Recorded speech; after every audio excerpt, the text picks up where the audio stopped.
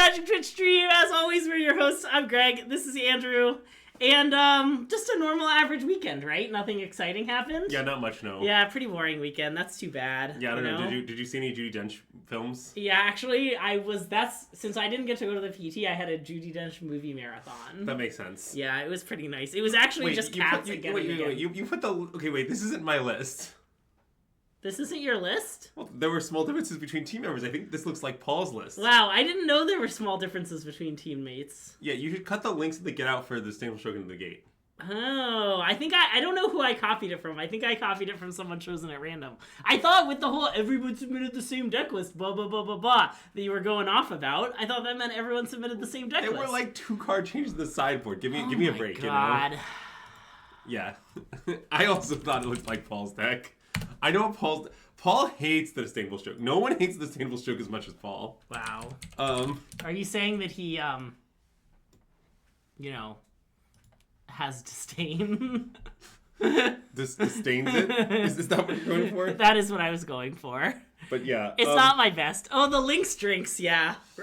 Alright, the Lynx drinks. So, so this is the deck list I played at the Pro Tour. It's totally broken. Or it was last weekend. It's sort of unclear that it will be in the future. Well, yeah, I assume the main topic of the stream and people's number one question will be, is the deck still broken? Yeah. So I want to experiment with... So I'll just tell chat what's going on. So I want to experiment with talking a little bit more about like the PT and the deck and stuff that's going on this stream before we just like jam a bunch of matches. Which isn't to say that we're going to not jam any matches, but I maybe want to experiment with not doing exclusively that. Yeah, it's gonna be a low magic stream. High chatting, low magic. So if you're only here for the magic, no one's only here for the magic.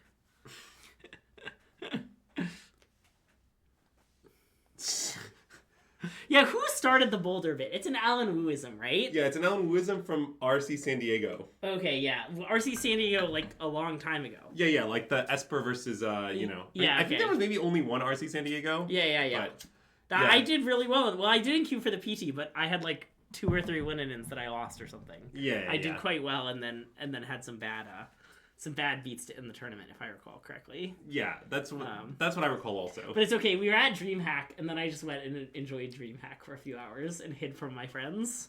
But yeah. Oh, it was such a good convention space. Okay, we're talking about the wrong tournament. All right.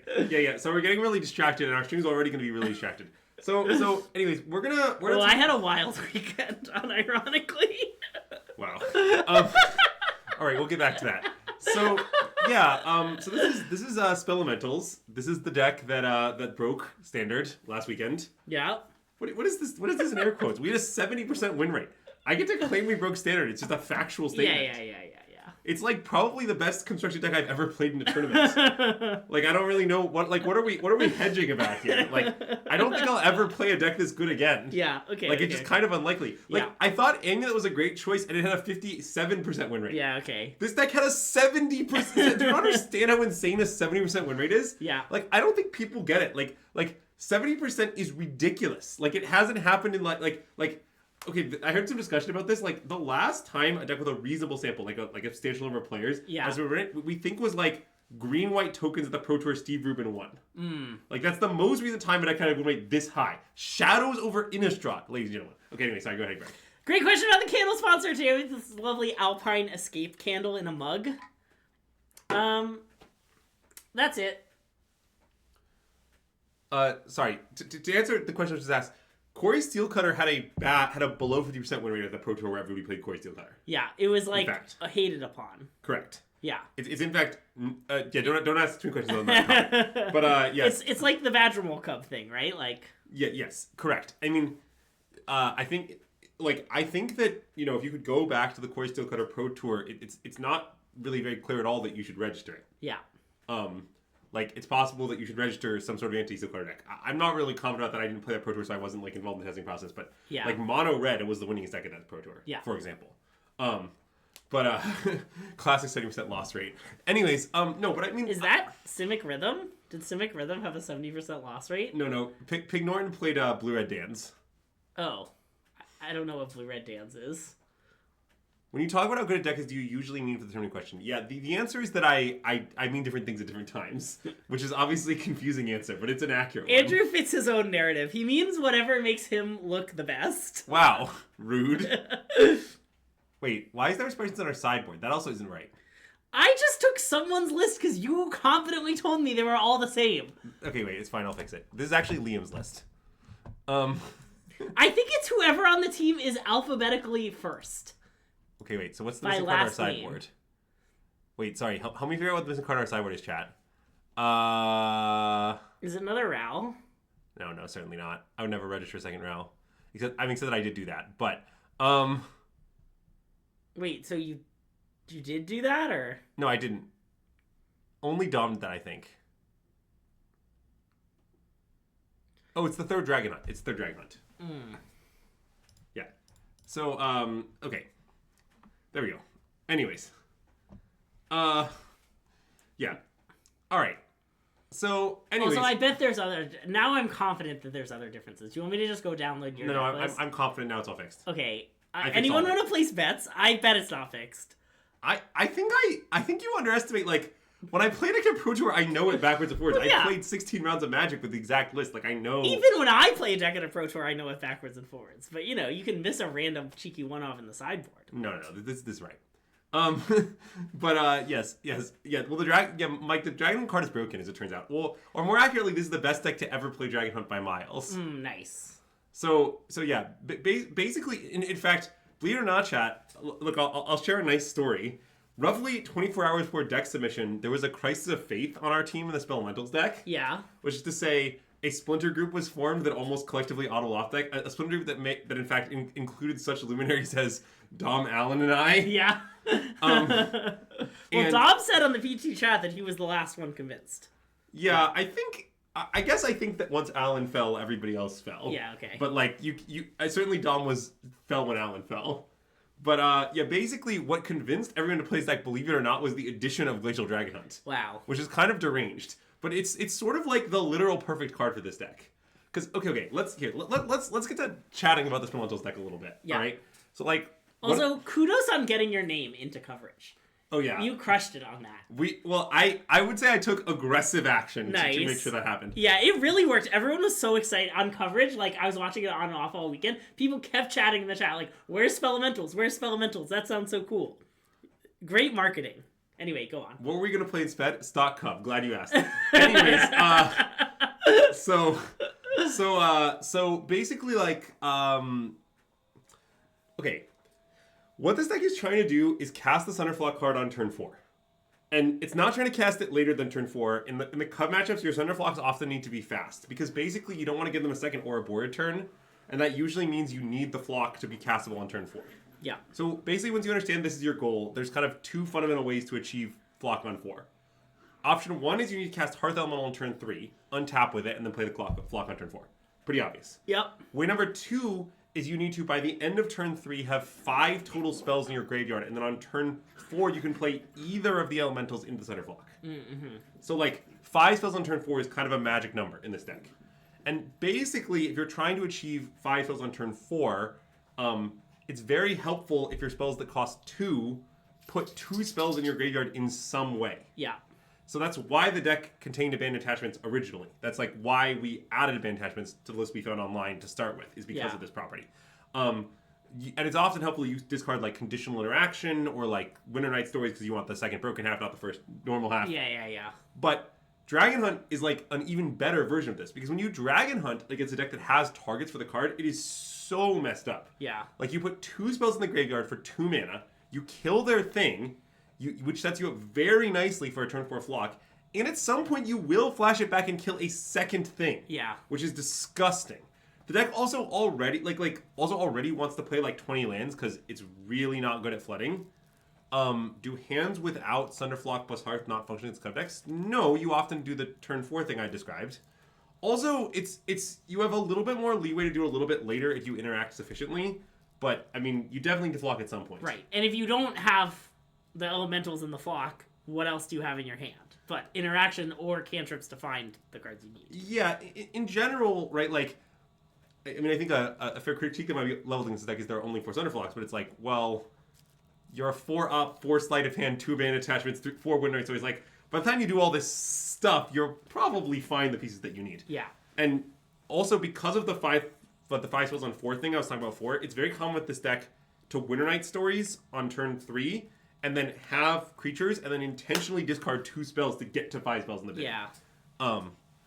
But is really not good at flooding different... what I mean is this deck cannot afford to draw too many lands to a much greater extent than average. It is more punished when it floods. I see. I am not saying it's really good at not flooding. I'm saying more or less the opposite of that.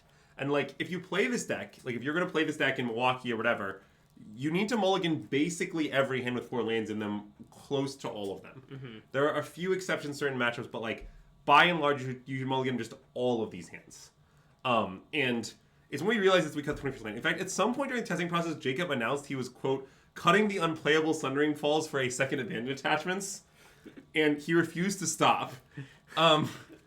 So, I would say that. How do you do versus interaction-heavy decks? I think it depends on the deck. I think the Excruciator deck is a favorable matchup. I am not as certain about blue-black control. I would need to test it. What I guess I can say is I think that blue-white control is your worst matchup, but they have Rest in Peace, which is much better than any tool of blue-white control that can leverage. Yeah. I do think that the Sweeper that exiles 4 of a creature is still pretty good against you. Yeah. But I don't think that's the be-all end-all. I mean, fundamentally, you're playing Delver against control deck. You have a lot of moves. Yeah. And I guess, this is the other thing I should mention about this deck. Okay, if you're considering playing this deck, a really important thing to understand is that it's like really not a control deck. Like, it's not a control deck even a little. Yeah. Like, your strategy is not like, I will take full control over the game and then eventually I'll play a 5-5 and kill you. Like, that's not at all. You're counting lava axes. Each creature attack is a lava axe. You try to count to 4 of them. And, like, your interaction's goal is to buy you, like, the 1 or 2 turns you need to get into extra lava axes to finish them off. It's really a real Delver, like, the last card in my hand is Lightning Bolt, and the Lightning Bolt will put you to 0 life situation. Yeah. Like, that's what your deck does, okay? And it's just, like, you really should not try to necessarily play long games. And it's also, like, I think a lot of people don't understand the deck, actually, and didn't understand the deck at the Pro Tour. Yeah. Because my opponents would often make plays against me that I think suggested a real lack of clarity about what was going on, is I guess what I would say. For example, I saw some comments to the effect of, like, what did you say this deck is like Dan? My experience with Dan is most of the games come down to decking. So I would say no. I don't think it's very much like Dan. My experience with the Dan format is one of the worst formats ever designed. So wow, savage Dan. Someone redeem a non-stock deck right now. But so yeah. By the way, if anyone out there is playing Dan, you really have to take diminishing returns out of your Dan pile. It is a heinous experience. Anyways, but like I think the deck is likely good against a Cruciator. They're fundamentally a deck the deck has no caverns. They're trying to resolve expensive sorceries. Yeah. Anyone that's trying to resolve expensive sorceries in your Delver deck, you're pretty happy. Is the rule of thumb. Also, people were like really worried about the Elementals decks. But the Elementals decks are also not scary because fundamentally, everyone's like, oh, your Flock card is blank. And I'm like, no, you don't understand. My Flock card is a 3-mana 5/5 flying. It's awesome. You just cast it. You don't have to bounce anything. The bouncing is gravy. Like you just, like, I played Raph Levy in the tournament who's playing the Grixis Elementals deck that I think a bunch of his team played. And I think the matchup seems actively good to me. Like, I don't know, like, your deck is really sleek and efficient, and you just play all these 2-mana 5/5s, and their deck is casting 6-mana 5/5s, and you laugh at them. Also, the Crab is really good in, like, the 5/5, like, Chungus Wars. Like, yeah. I don't know. I'm just, like, not scared of these matchups. I'm not saying they're, like, you know, what the deck was designed to prey on, but they're not what you're worried about. What you're worried about is Rest in Peace, okay? I have no plans for Rest in Peace. Like, the Rest in Peace is really bad. Can I say sleek is efficient? Yeah. Yes, they spend lots of time doing these not spinning lava axes, like, pretty accurate. Yeah. Well, you can counter it. Yeah. But if it resolves, you're pretty donezo. Yeah. I mean, I don't know if they played my interview on coverage or not, but Cedric did do a like one of their quick hits interviews. I saw it. Okay. It made it, yeah. Okay, because in that interview, I'm pretty sure I did say if they counter if the Rest in Peace resolves, you concede. And they were it got brought up during Andy Garcia Romo's top 8 winning it. Nice. They showed just game 3, and the control player had Rest in Peace in their starting hand. And Corey said, I heard Andrew Ellenbogen say, if the Rest in Peace card resolves, it's game over for Spellementals. So. Yeah. I mean, the Jeskai matchup's horrible, and I don't plan to try to fix it. Yeah. Any thoughts on ill-timed... Okay. What you're describing suggests that you're not trying to Lava Axe them 4 times. Ill-timed Explosion is a card that would Lava Axe them 0 times. You want to Lava Axe them. Yeah. Yes, it finished with the highest win rate overall. Harmonizer had a higher win rate on day 1, actually, but on day 2, it had the highest win rate. Nice. It has a 70% win rate. Yeah, Burst Lightning on 1 to 2 just to plop back into the yard is like a very real thing. You should certainly consider it. Like, it was really funny because I was playing against Jesse Hampton in the first round, and in the game, like, on turn 1, I, like, shock pass, and Jesse, like, doesn't have a 1-drop because he's playing Cub. Yeah. And I just think for a minute, I'm just like, Burst Lightning you! And Jesse gave me this look like, are you a dinkus? And I'm like, no, this is just what my deck does. I don't really know what to tell you. I needed this spell in the graveyard. Classic, are you a dingus? I think the Harmonizer matchup is favorable. I don't really know by how much is my answer.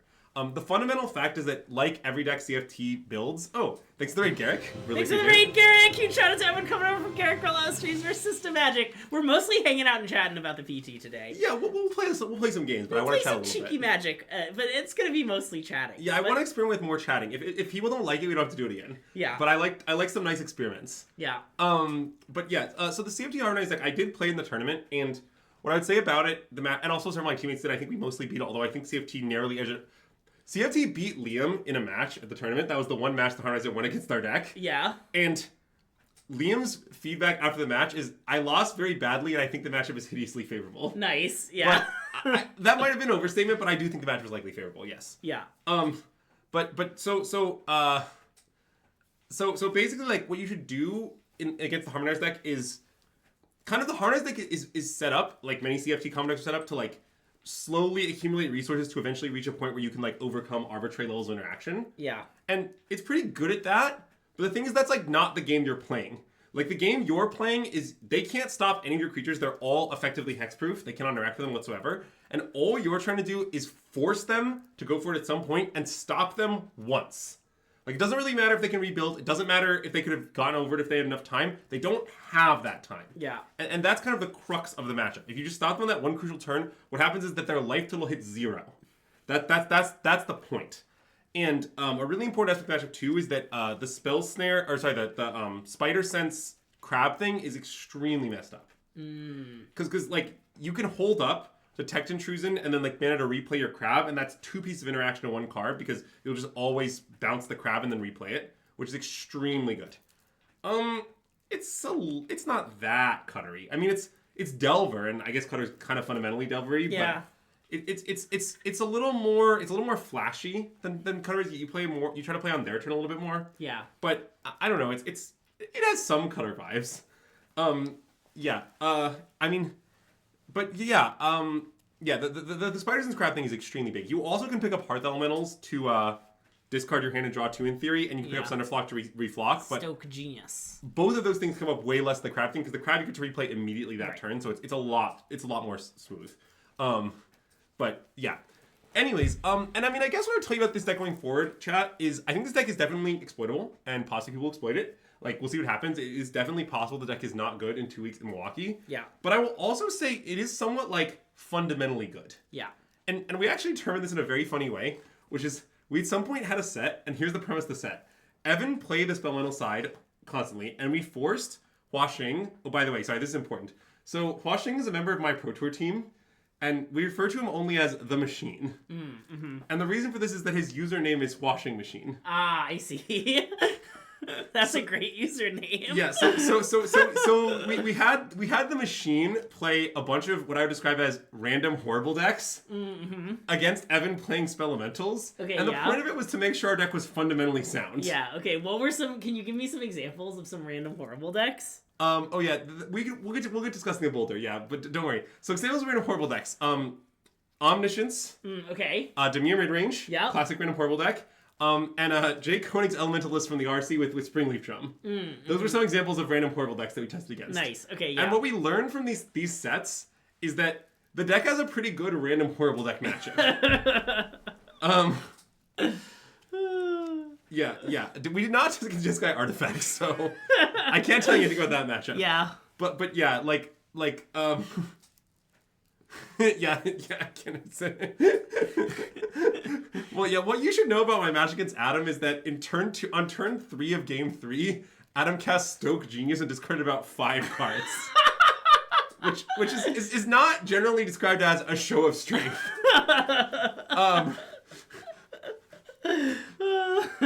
But yeah, I did savagely beat Adam for a high stakes 3 AMPs. Nice. Yeah, I gotta say there was not enough Spellementals on coverage for how dominant it was. I didn't understand that. There was this guy, the guy who top 8'd with control. Yeah. Right? Like, he was the last undefeated. He was like 10-0, and then kept having win-in-ins, and he kept being the win-in-in, so they kept showing it, but he kept losing he lost like 3 straight win-in-ins before beating Andy Garcia Romo, and since they kept wanting to show the win-in-ins, they kept showing this guy's match, and so for some reason the main feature match 4 matches in a row was Blue-Eyed Control. And I was like, this is a terrible way to show what's happening in the tournament. Like, yeah, I kind of get that, like, oh, this person has a feature match. They should show that, like, there's only one PT winning and, like, they should show it. But, like, I was just, like, so sick of watching one Jeskai Control guy. Yeah. And I was like, show me some other decks, please. No, that's and because of my very chaotic weekend, I was, like, at home hungover on Sunday, and so I was just like sitting there watching PT coverage, losing gems trying to, win Lorwyn boxes, and, they kept showing me Jeskai Control. Yeah, wait, I've got a great quote for you about the Ban Omni matchup that was said in the testing house. It's really nice. Yeah. The quote for the testing house is, "We believe that our win rate is roughly equal to the Omniscience deck's fail rate. We believe the matchup is favorable." Nice. So, anyways, yeah, it's kind of structurally unfavored, but their deck is just so bad. Yeah. So, yeah, they always do this. I have complained about this from coverage a lot of times, and, I don't need to rehash my critique too much here, but basically my take is if the narrative of your tournament is that, like, Cub is everywhere, then if I turn on coverage, Cub should be everywhere. Yeah. And I know that, like, kind of sounds obvious, but, like, coverage often, like, no, we gotta show weird decks every round. And I think that, like, is not true. Yeah, and I guess they got punished. I guess they assumed, like, top 8 and the late matches would be full of Cub mirrors, so they didn't want to show them early. But then, the finals was Demir Excruciator versus Harmonizer combo, and, Yes. Yeah. Yeah, I totally agree. But yeah, and, like, I don't know, there was, like, one Spellementals match where Spellementals, like, lost badly, I think. And that was, like, all that got shown. Definitely one of Dom's matches won coverage. I think which I guess I imagine he lost badly. A single game of Dom's... I watched a single game of Dom playing. I see. In which he lost badly. But, yeah. The excruciating thing is really bizarre, I acknowledge. Yeah. But Oh, they did show Andy. Yeah, they showed the third... Because Andy played against Control Guy, who was the only person they were showing. Yeah. But, yeah, it was adversarially generated, for sure. Yeah. But yeah, I mean, I don't know. I will say it's like definitely a really wild experience to show a Pro Tour and your deck is just totally broken, and it's weird because I've maybe said this before, but like I can't emphasize enough for how much to the inside you have no idea what's happening. Like I don't know. I mean, I may mention this, but like a bunch of us almost out of lost this deck to stock Cub 24 hours before the Pro Tour. Like we were like sitting in our testing house being like, we broke it, like, we're geniuses, like, give me the trophy. Like, it wasn't that at all. We were, like, very uncertain. We were, like, really stressed out. We were working hard. But, yeah, I did get some stressed out messages from Andrew about 12 hours before deck submission where I was like, uh-oh. It doesn't sound like things are going well over there. Well, like, and then I, like, saw the thing and I was like, I bet they have no idea. They're, like, really worried they're going to show up and their deck's going to have a 20% win rate and they're going to get really embarrassed.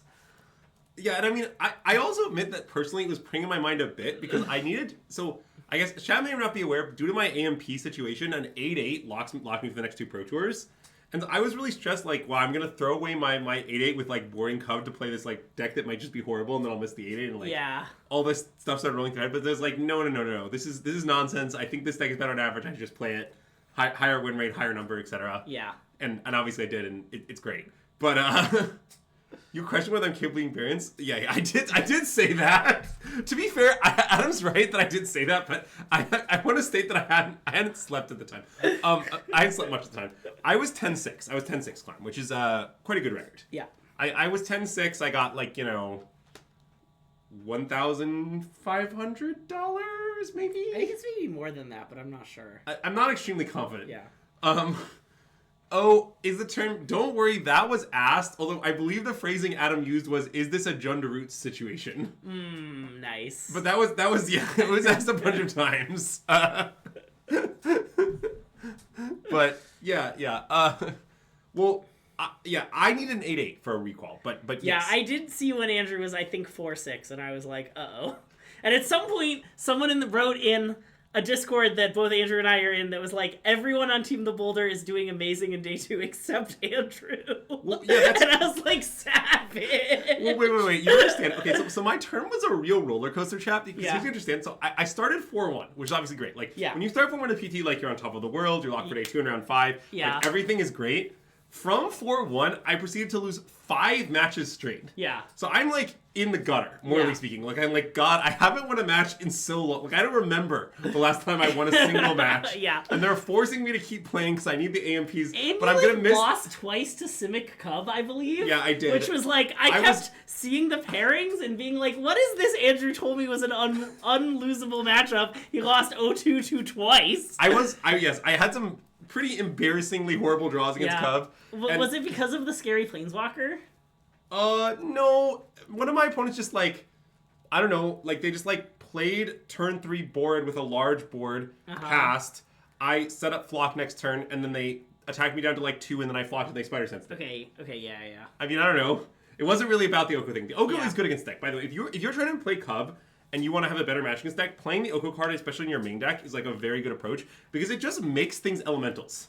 Like, the fact that it makes things elementals is just a big deal. Like, it's not a small thing. Like, when we were testing inside the house, we were playing against Tristan's list, and we thought it was, like, hideously good. Like, we thought the matchup against the Tristan's list, which has, like, no Okos anywhere, like, no Spider Senses main, like, and no Ouroboros, which are, like, maybe the 3 best cards of the matchup, was, like, upwards of 65%. Like, extremely favorable.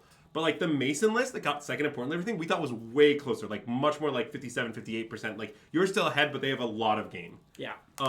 And if you want to play Cub into a Spellmentals Fest meta, like, you can do it, but you're just going to have to, like, pervert your deck some. Like, there are concessions. Yeah. But yeah, wait, I was finishing the story. So I started 4-1. I lose 5 in a row, which I'm, like, unbelievably demoralized. And the worst part then is that because I'm so demoralized, I'm like, well, I'm about to go back constructed. And now everyone on my team's constructed deck is broken. Everyone had great records. But I, on day 1, personally had a 2-3 constructed record. Yeah. So I'm like, Jesus Christ. I'm going to go back constructed. And I'm not even sure if I can play this deck, even though everyone else on my team is winning a lot with it. So, it seems good. And then what happens is in the O2 bracket of my draft, I like, demolish Brian Kibler. I would describe my deck as adversarially generated for Kibler's deck. I mean, I was basically playing, my deck wasn't very good, but I was playing black-green non-elves with a strong life gain sub-theme. Okay. I had, like, 2 of the pummelers, and I had the 2-4 that gains life equal to Vivid, and I had the 3-5 that drains equal to Vivid. Yeah, okay. And, like, just, like, all my cards gained life all the time, and Cliff is just playing, like, red-white aggro, and I'm just like, you don't understand, I'm not gonna stop. Like, the life gain will continue. And so, yeah, don't worry, there was a white splash. I had 2 of the O-ring, too, which gained more life. Oh, that also gives life? Yeah, that's nice. So my Abzan life gain, as we call it. And so, even though I think my deck was kind of bad, like, Killer's red aggro deck was extremely cooked. Like, he even had a pretty good red aggro deck. Like, he had, like, the Tapper, and he had, like, 2 of the Gangler, and then he had the thing that gives Giants double straight to come with his Ganglers. And, like, his deck looks nice. But it's just like, no. I just life gained until Kibler died. I beat Kibler badly. And then I proceeded to not lose a match with Constructed for the rest of the tournament to end up at 7-3. Like, I just 5-0'd the day to Constructed. And so, we call him the Gangler here. In fact, when I played Kibler, he said, like, he said like gangly stompling, and I was like, in my testing house, we read this card only as the gangler, and Kibler proceeded to refer to the card as the gangler for the remainder of the match exclusively. So props to Kibler on that one. But that's such a good story. Yeah, I mean, well, we were having a good time. We were in the 4-6 bracket, so we were kind of having a good time. It wasn't like too serious. We weren't like at risk of winning the Pro Tour, you might say. Yeah. But yeah, like we But anyway, yeah, so I got to 5-6 from that, and then I just didn't lose a match the rest of the event, including beating many Cub decks and like restoring my faith in our deck and like beating Adam and like it was really a roller coaster for me. The start 4-1 into lose 5 in a row, into win 6 in a row is just a real, like, what the heck is happening kind of situation. But, yeah, I mean, I don't know. Oh, wait, I gotta highlight one other thing about the deck, because it's really important. And the most important thing you should know about this deck is this card. So I want everyone to know that when I opened these two on stream, and I said, you gotta take them with you to the PT to put in your sideboard for some reason, I didn't know. I had no idea. I was memeing. And then Andrew texted me on Monday. He's like, unironically, can you get those two Hydro Man to the PT? And unfortunately, I forgot to get them to the PT, but then I learned that it was a 50-cent card, and there were so many in stock, and I was like, I'm not driving to Andrew's house to pick up 2 copies of a 50-cent card. Yeah, But yes, I did not realize that Dom's deck was all foil, and I denied Dom the 2 foil Hydro Man. Well, yeah, because, okay, the thing is, it turns out when you assemble 15 copies of a deck in a Pro Tour that doesn't contain, like, a lot of normal cards, what ends up happening is that it's very hard to obtain them all. Yeah. And so, like, in order to get enough copies of all the things we needed, we had to resort to foils. Yeah. And Dom was like, I will be the martyr. I will take it upon myself. Everyone hand me all of the foils, and I will register a foil deck at the Pro Tour. That's basically what Dom said. But also Dom puts nonsense in his deck all the time, so I was like, Dom asking for this is meaningless. Like, Dom's they're gonna have a broken deck and Dom's just randomly gonna put a Hydro Man in his sideboard for vibes, you know? No, it's actually extremely good. Well, so okay, here's why this card is good. Yeah. So basically, the point of the Belly and the Parched is, so it's actually the blue Rampant Growth. Yeah. Like, you play it, and you're kind of +1 mana for the rest of the game, which is very strong. And it's also Rampant Growth that sort of has haste if you have 1 mana instants. Yeah. For example, Spell Pierce, Spell Snare, Opt, Annul. This deck has a lot of them. Sorry, yeah. So, the fact that it's elemental is honestly not extremely important, but it is true.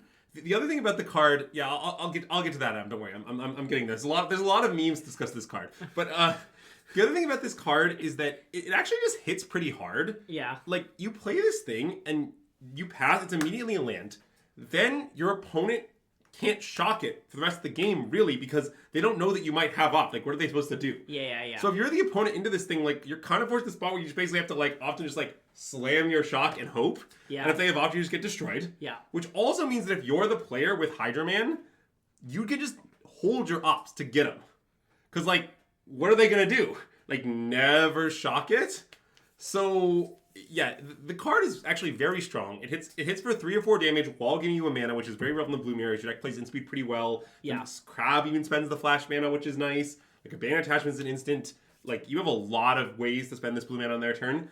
And, yeah, it just hits them for 5 damage. Your Lavax deck is exactly what you want. Yeah. And so when you're sideboarding with this deck, something people ask me often is, like, what match with this card for? And I'll give the basic answer. All matchups in the format can be designed into 2 categories. There's Cub matchups, and there's Hydro Man matchups. All of the matchups, they don't have Cub, Hydro Man is in the deck. It is very good. Also, and this is very important, we had like a team resolution that we were going to try to not to overdo it at the testing house this time.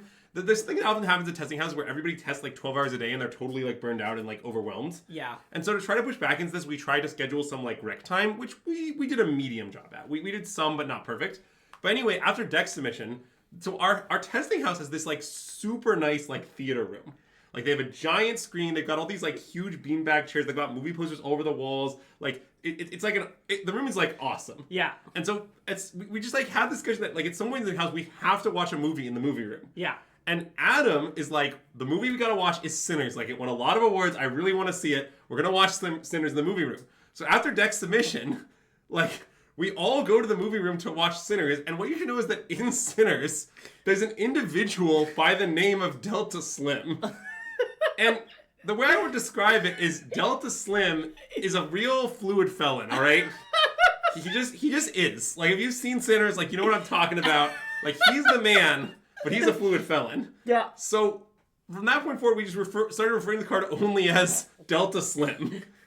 So, anyways, I really thought you were going to say you watched, like, an old Spider-Man cartoon where Hydro Man was the villain. No. We just watched Sinners. But, the other thing about this is, okay, our house was on a lake. Yeah. Our testing house. And so, the flavor text of Hydro Man is, I've always wanted a waterfront view. And there was a lot of discussion about the fact that we should take a team picture in front of the lake and then tweet it with the caption, I've always wanted a waterfront view. But unfortunately, because our deck was secret and we thought no one knew about it, basically, which was, I think, roughly true. Yeah. We like, decided that we had to ban tweeting it for secrecy reasons. God, the tweet would have been so funny because no one would have believed, and like people would have been like, do you think they're actually playing a Hydro Man brew? Like, they would have to find out that it's like, you should have done it. It would have been such a good bit. It would have been so funny. But yeah. I just wanted to share that. No worries. Yeah. Okay, wait. The funny thing about that is we saw the list and we like, but we didn't find it until long after we were gonna play the Pro Tour. Like, yeah. Like, because we got the list left us before from one of your friends who was playing it on a Magic Arena. So we didn't know that it was like play at the RC. So like literally like we'd been testing the deck for like, I don't know, 2 weeks. We were pretty serious about it. Like it was one of our main front runners played the tournament. And then we saw a list from the RC and we're like, oh god, is it all gonna leak? Like we could feel the walls collapsing. Yeah. But then we were like, it'll be fine. Probably no one played too close attention to it. We made a lot of improvements to the list. Like, it'll be okay. For example, some of our improvements are like, I think the cutting Ashling thing is actually big.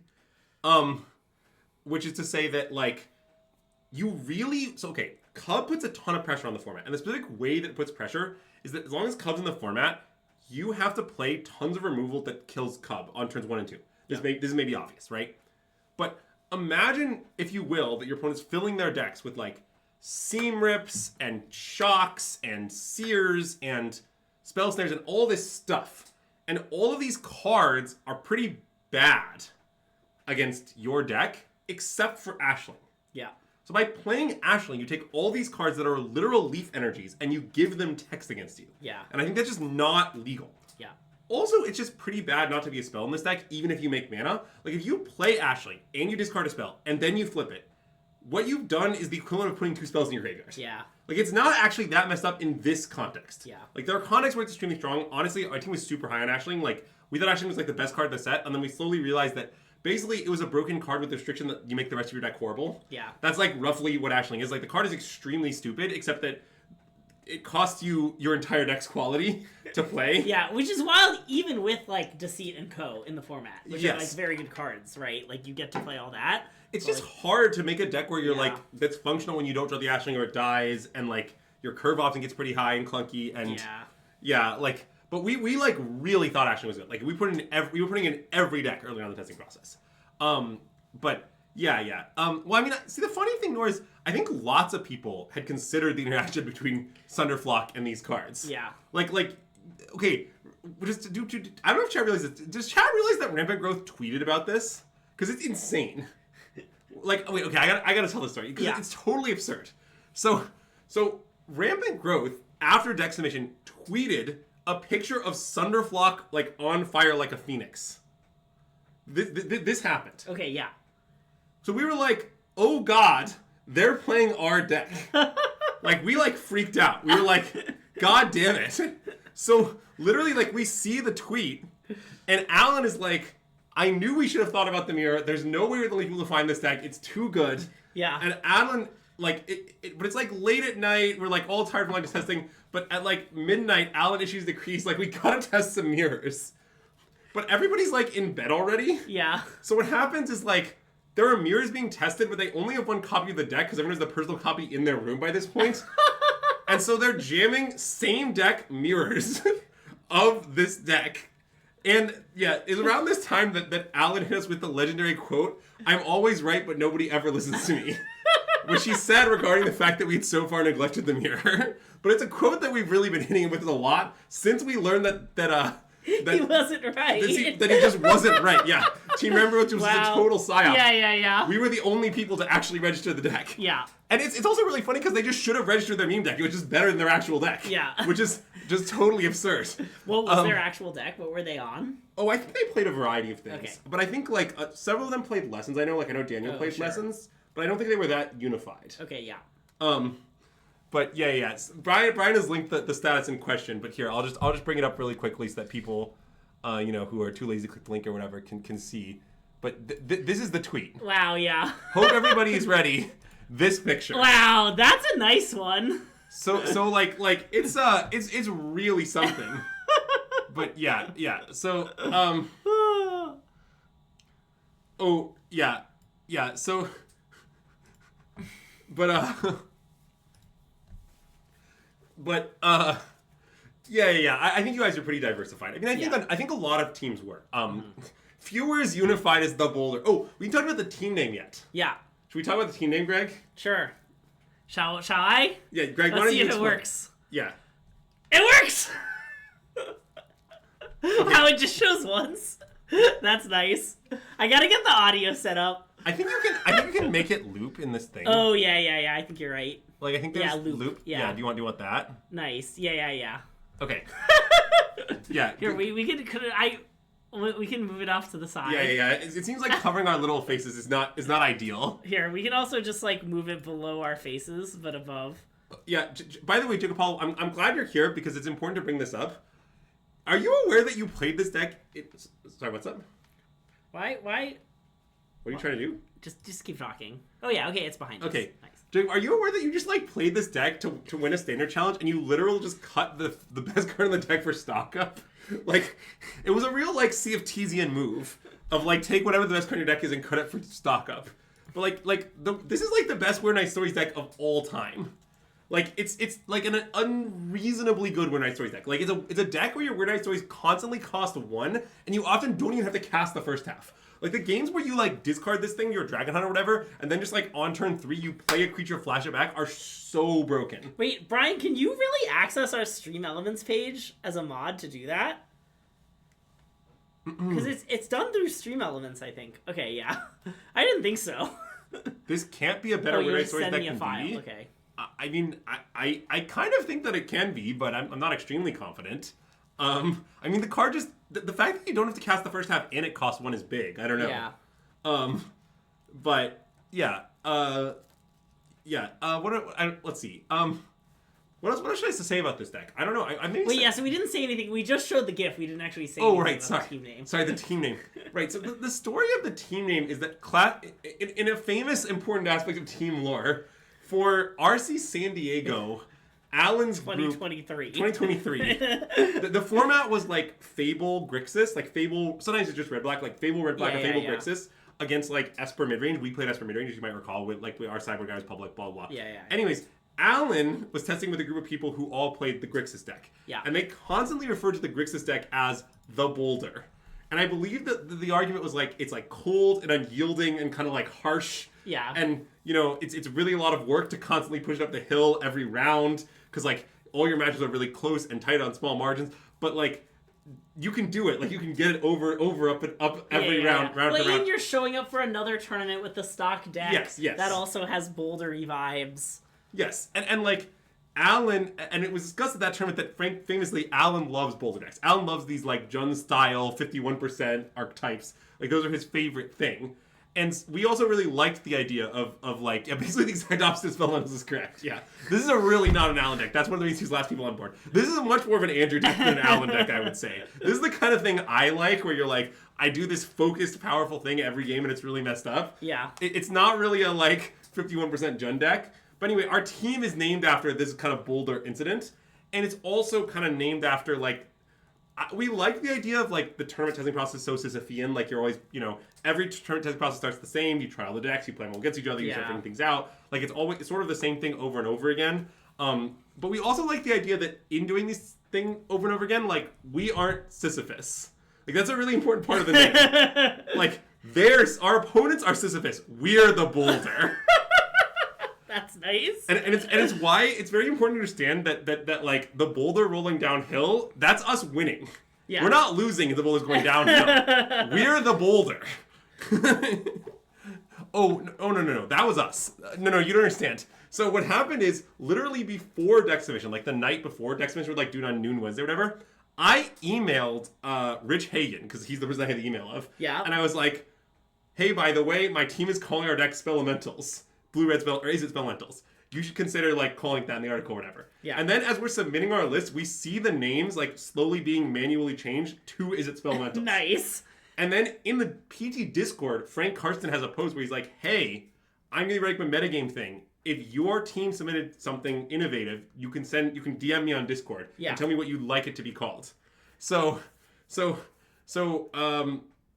Karsten does this. I instantly DM him and say it's Spellementals, and he's like, I know, I'm the one who's been manually changing your decks to this. I will use this in the article if the powers that be approve. Nice. Anyways, I guess they approved. Nice. So we did get it through, but it was all us. Yeah, I mean, Jacob, I think, is actually the one who does this. Jacob Nagro is the person who, like, most pushed the deck on our team, who most, like, brought it to us. And so, yeah. It is so interesting. I am the one who knocks rolls downhill speech parade. Yeah, it is pretty me. So, sorry, this is probably not the stream for that at this time, is what I would say. I apologize. Yeah.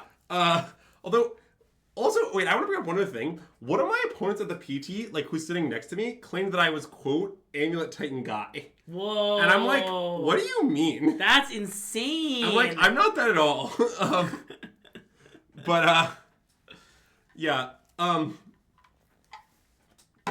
Like, apparently he'd watched some of our YouTube videos from around after I dwelt the PT with nice. it. Okay, yeah, but I also just had this moment of, like, does he think I'm Dom?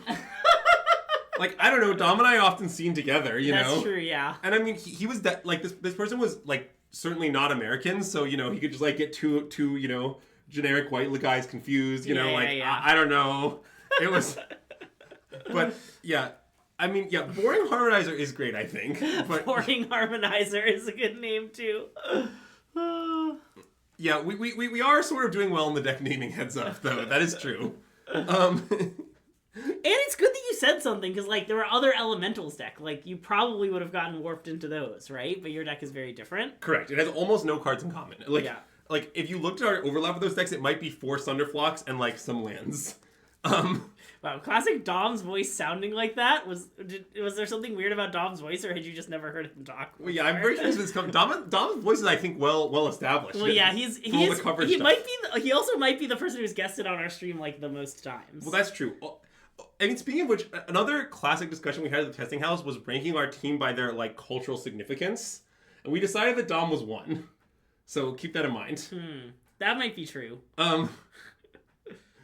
But, yeah. Oh, no, I think that might be right. Yeah, although... It's too bad I wasn't on the team to be 1, though. Well, it came up because at some point we were playing Wavelength. It was one of our, like, relaxation activities. And, like, the clue comes up that's, like, culturally significant, culturally insignificant. Yeah. And someone gave the clue Alan Wu, and we had to rank him on that thing. And as we were figuring out where Alan Wu goes, obviously a natural extension of that is we had to figure out where everyone else in the house of course. That's, like, very, very logical, right? We were like, oh, well, like, you know, they would have wanted it here if it was an Andrew clue. You know, if it was a Dom, they want here. Alan's probably here. Like, there was a whole discussion. But, yeah, I would say, you know, I would say that when we played Wavelength, there was sort of an implicit understanding that you should make it all relevant to Magic and or a testing process. Yeah. And it was nice. Yeah. Like, at some point there was definitely a question about wet food, dry food that I had, and I slammed the entry of Hydro Man. Did I hear the theory of how to pump out the Swarm W? Okay, we have to discuss the pump out the Swarm W. So I think I linked this in our Discord. Hold on, let me bring it up. So basically, oh my god. In which Discord? Oh, in the public one? The public one, yeah. Okay, yeah. Oh, wait, I'll bring up the tweet. Hold on a second. So basically, God, it's just so absurd. The entire thing is absurd. But basically, oh my god, where is it? Hold on, two more down. Okay, sorry, I'm in too many. What we're learning here is Andrew's in too many Discords. But yeah. So nice. Yeah, so this is the tweet in question. So this is a tweet from Japanese Magic Twitter, which is great, by the way. If you've never spent any time on Japanese Magic Twitter, I recommend it. It's the classic question: what are the Izzet Spellementals poorly translated? And the response from, of course, Yuya Hasakawa is the thing where you draw 2 from the event and tap 2 blue creatures. Both of them are elementals, so it seems like a deck that spam spells, lightly drops those guys, and then starts pumping out the Swarm W. Looks insanely strong, lol.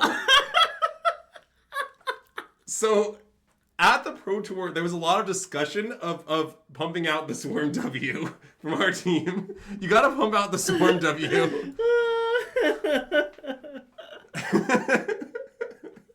Yeah, Agrok is this truth right. But this tweet is just so beautiful. Like, I don't really know what to say. It kind of speaks for itself. But yeah, like, there was one match I won where I ended up casting my 3rd Sunderflock for the W. Yeah. And I just kept discussing with the team how I really pumped out the Swarm W in that particular game. Were there any other brews you were close to before you were locked on Spellementals was asked? Yeah, so we actually considered a lot of creative decks. Most of them were bad. So, like, for example, we were pretty close to registering strong. We seriously considered a green-white Collector's Cage deck, a la Pig Norton. Yeah. And it's because we actually had the same insight Tristan had. Like, we had the insight that Gear Hulk just lines up really nicely against Lessons and Cub. Yeah. And so we had this experience of, like, if you cast for 6 mana a Gear Hulk and then instantly follow up with, like, kill spell, you almost always win the Cub mirror. Like, that's pretty backbreaking. And we also had the experience that in game 1 against Lessons, the same is actually true. Yeah. Like, in game 1, if you resolve the Gear Hulk, and they don't have a lot of counters in game 1, but, like, you pretty much always break up their monument thing long enough to kill them. Yeah. Now, we had some more problems post-board against Lessons, like, so the strategy worked less well there, but we legitimately thought it was a small favorite in all the Cub mirrors. So yeah, that's a deck that we were somewhat close to. The problem with this deck, by the way, we eventually learned is it sort of beats nothing else. That's the problem with it. Like, it has a bad other deck matchup. Yeah, like at some point I started testing it in other matchups, and it's like, because we were seriously thinking, so I was like, okay, let's play some less popular stuff, and I was getting killed in all of them. Yeah. Like, MSJ beat me up with, like, the Willy 8 mono red list, and I played this against Jeskai Control where I, like, won 1 game out of 8, and, like, I don't know, it was just too bad a deck, so I had to abandon it. And I think Tristan ultimately found the right way to do it. If you want to play Gear Hulk, you should play 1. Like, you don't necessarily need to go all the way. Yeah. It's not a big deal. You can tutor for it. Like, yeah. Also, the Cage stuff was maybe just bad all along in the deck, but Pignorn will be glad to know that I put the Volras Lab in the sideboard. So, Valgavoth layer, you mean? Yeah, because, okay, when I was playing the grindy matchups, I wanted to board out some of the dorks. Like, I wanted to board out the 1 mana 1/2. Yeah. And when I was doing that, I wanted to board no land. And I was like, also in the post-board games, I feel like I often just have infinite mana spend. Yeah. So I just wanted to, like, be able to tutor for a land with my Gear Hulks. Yeah. And I was like, I have the card just for this. And I put a Valgavoth lair in the sideboard. So it was pretty good, although the deck turned out to be bad. We also had an Elementals deck we were somewhat close to playing. It was basically just... The main difference between our Elementals decks and the like existing ones that you probably know and love is that we were pretty into Llanowar Elves in them. So we had a list that was like Llanowar Elves, Ashling, like Teamer base. Like still playing Deceit, but like black is the splash, if that makes sense. And then we also had some, what's the card's name?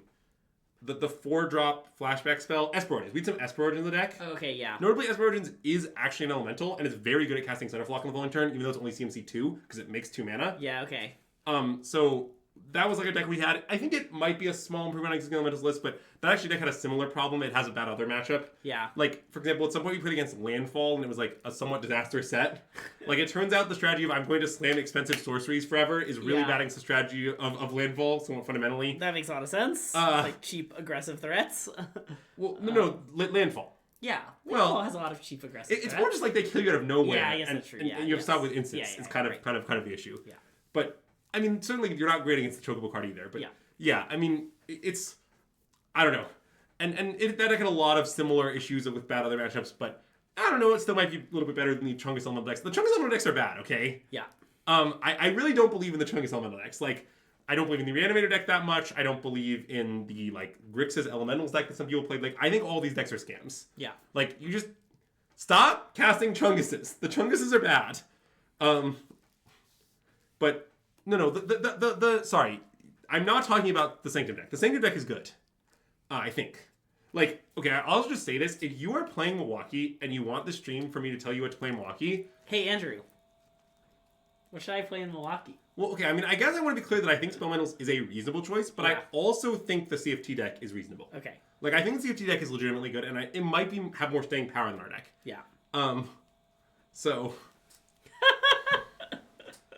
yeah, well, I mean... Are there any other... Like, how do you feel about these stock decks? How do you feel about, like, Lessons... How do you feel about Cub? How do you feel about airbending? Like, things like that. Okay, airbending is definitely illegal to register. Okay, yeah.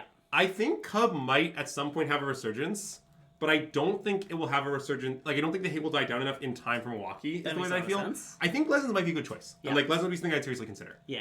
Like, I mean, I don't know. I just think Lessons is fundamentally hard to attack. It's good against a lot of things. Yeah. So... But... I agree that...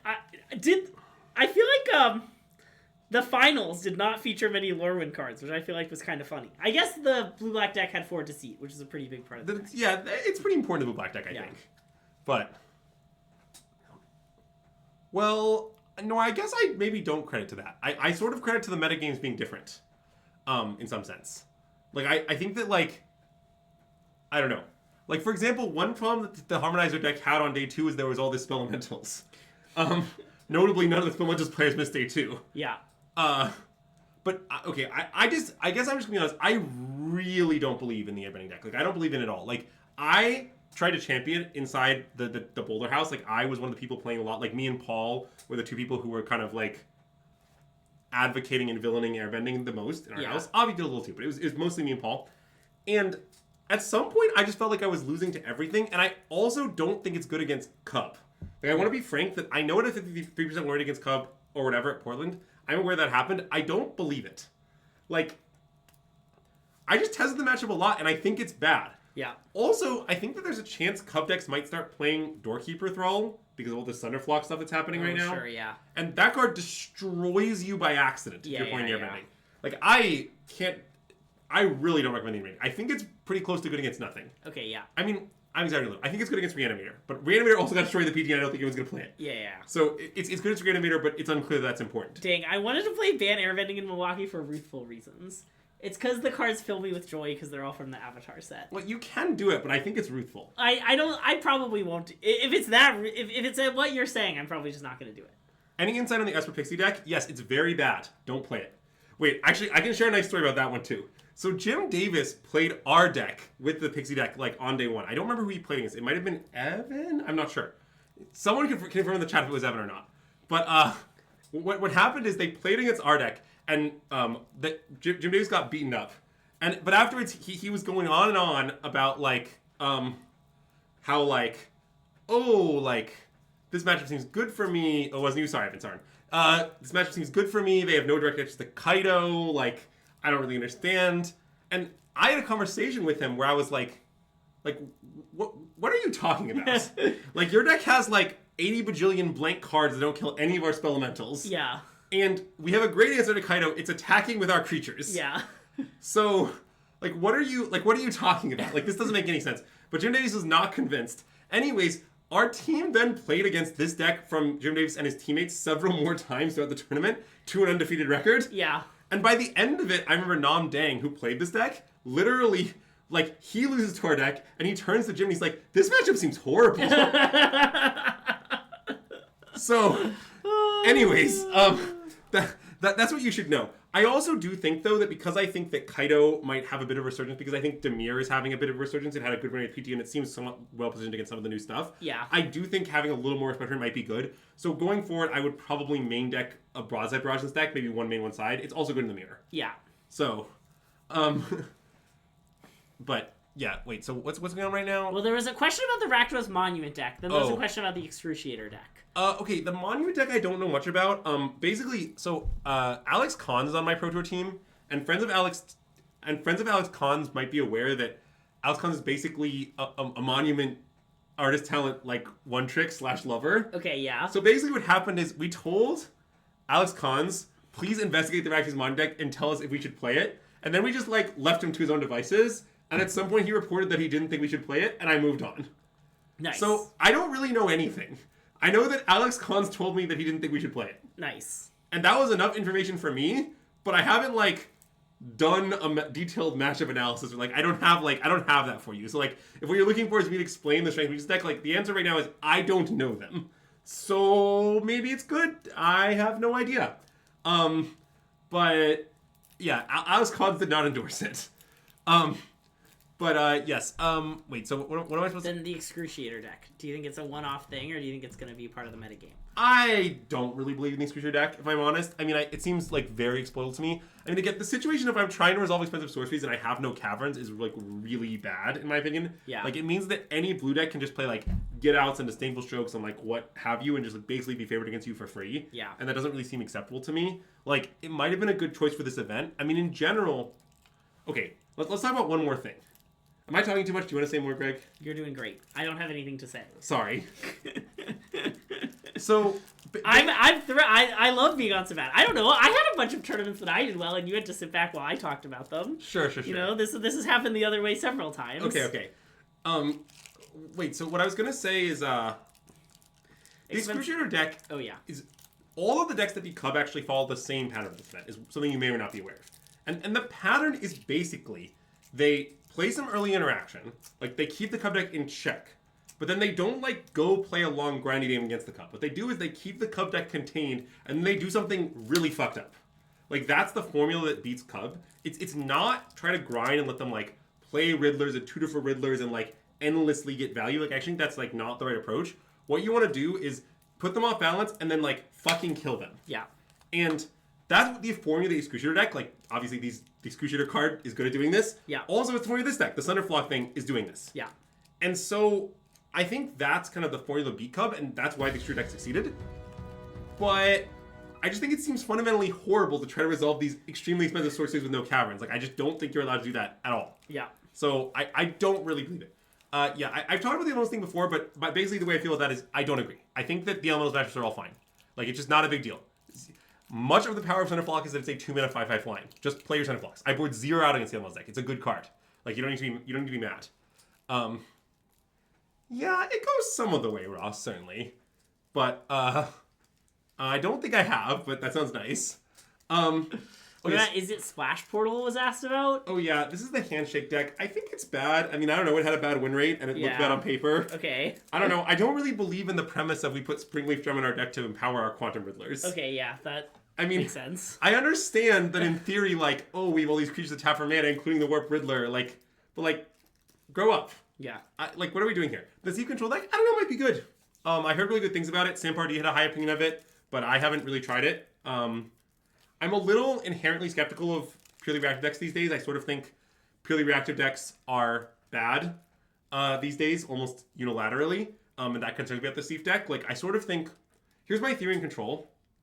Control decks are secretly linears. Like, they're secretly linears in the sense that everyone in every matchup improves post-board against you, and that sucks. Yeah. But if you get over the inherent downsides of playing Control decks, I think that Nassif's deck looks pretty decent. It looks like it lines up Lazy Relics in the metagame. The 1-minute action it got, like in the form of Spell Snare and the Requiting Hex, is pretty nice. I also do think that the 5-mana sweeper looks well positioned. Yeah. So I don't know. Like, I see the vision, I guess. And I mean, I do also state, it is my opinion that Sam Pardee is one of the best deck selectors on the Pro Tour. Mm-hmm. Like, he's extremely elite at it. Like, there are a lot of top pros who I think basically play horrible decks extremely well all the time. Yeah. And I respect Sam a lot, partially because I think he never does this. He mostly just plays good decks really well. Yeah. And what Sam told me is he played Cub, and he thought it was Ruthful, and he thought Nassif had the best deck on their team. Okay, yeah. He told me that he hated it, so he played Cub, but he thought it was the best deck. Yeah. And that endorsement means a lot to me. Yeah. So I'm pretty optimistic about the black deck, but I have not tried it at all. I'm not very confident. So yeah, that's I guess how I feel about that deck. Yeah. I don't know if they're as strong as they seem, but they seem kind of good to me. Yeah. I mean, I don't know, it's a fundamentally strong plan. The plan of I just accumulate resources, and at some point I'll go off with like triple counter backup purely for my hand. Yeah. It's just inherently very good. Yeah. Like, that's what I'll state. So, wait. Every deck costs a $1 billion to build? What, can I introduce you to Izzet Spellementals? Yeah. This deck has, like, no expensive cards in it. Like, assuming you randomly own, like, some various, like, standard lands. Yeah. Well, now Thunderfalk is, like, a $30 card. Okay, I understand that when I bought them, they were 99 cents. Yeah. So, you know, I mean, that's kind of just a skill issue, as they say. But, oh, it's down to $8 already? Wow, that's very funny. But like, yeah. I want to see the graph on that. It was definitely at, like, 30. But, yeah. Oh, yeah. Classic excited to watch it. Should we play a few games? Okay, we can play a few games. Nice. Yeah. Is it time for our classic post-PT, like, 03? Nice. Yeah. We're definitely gonna... Wait, I have to change... You have to save, because, yeah, I changed it. Also, I apparently have some fun sleeves to select. Oh, no. They're Squeen... Does anyone know who Squeen and Crag are? Thank you for playing. If you enjoy the set, click below to claim your Squeen and Crag sleeves. Wow, attack yourself, Andrew. I feel like you're Squeen and I'm Crag. That sounds about right. All right, let's be Crag. Wow. Okay, wait. Play, events, no, find match, ranked. You haven't picked the deck yet, by the way. Well, yeah, because I have to go into standard. PT Spellementals, play.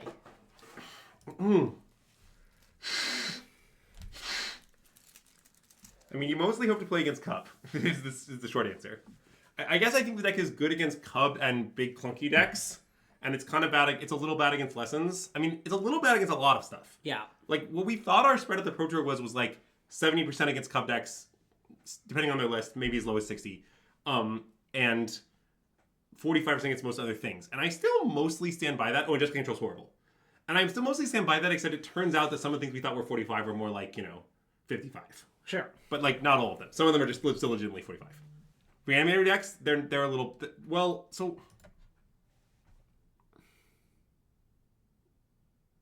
We're on 6? Yeah. I mean, this hand is bad. Wait, our lands are all Riptide Verges 2? Jesus Christ, this hand is sort of horrible. I mean, it can cast this card, notably. Do you want to go to 5? It seems like you want to go to 5. I mean, I might keep it. I guess I think we should keep it, but you know the deck. No, I think we should keep... I think it's a keep lose. Yeah, okay. What do you want to tuck? Third Riverpire Verge? It's definitely either Verge or Crab. I think it might be Crab. But it's definitely unclear to me. I guess I would tuck Crab, yeah. Okay. But I don't like it, certainly. I mean, this is basically the worst hand I've ever seen. So, Wastewood Verge. I don't know what Wastewood Verge is, but I don't... Much to consider. I might play Verge Pass. I kind of want to see what they do. Okay. Like, if they play Cub, I want to kill the Cub, not the Elf. Yeah.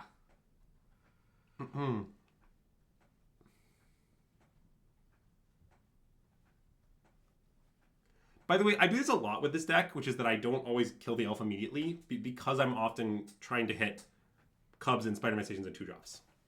Okay, well, I guess they got us. I feel like I've been got.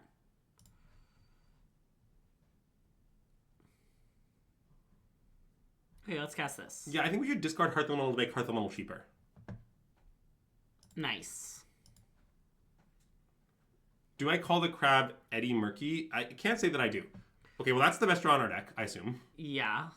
Blue? Yeah. So we can't Hearth this turn for... And pay 2 life? Yeah, definitely. But I do want to probably shock an Elf. Yeah.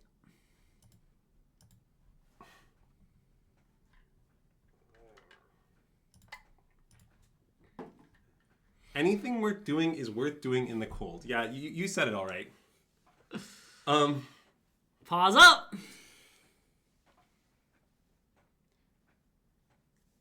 Okay. This is a little bad, but... Should I opt? I guess I would opt, yeah. Yeah, I mean, we probably can't decline that. It's too good. Okay, I agree.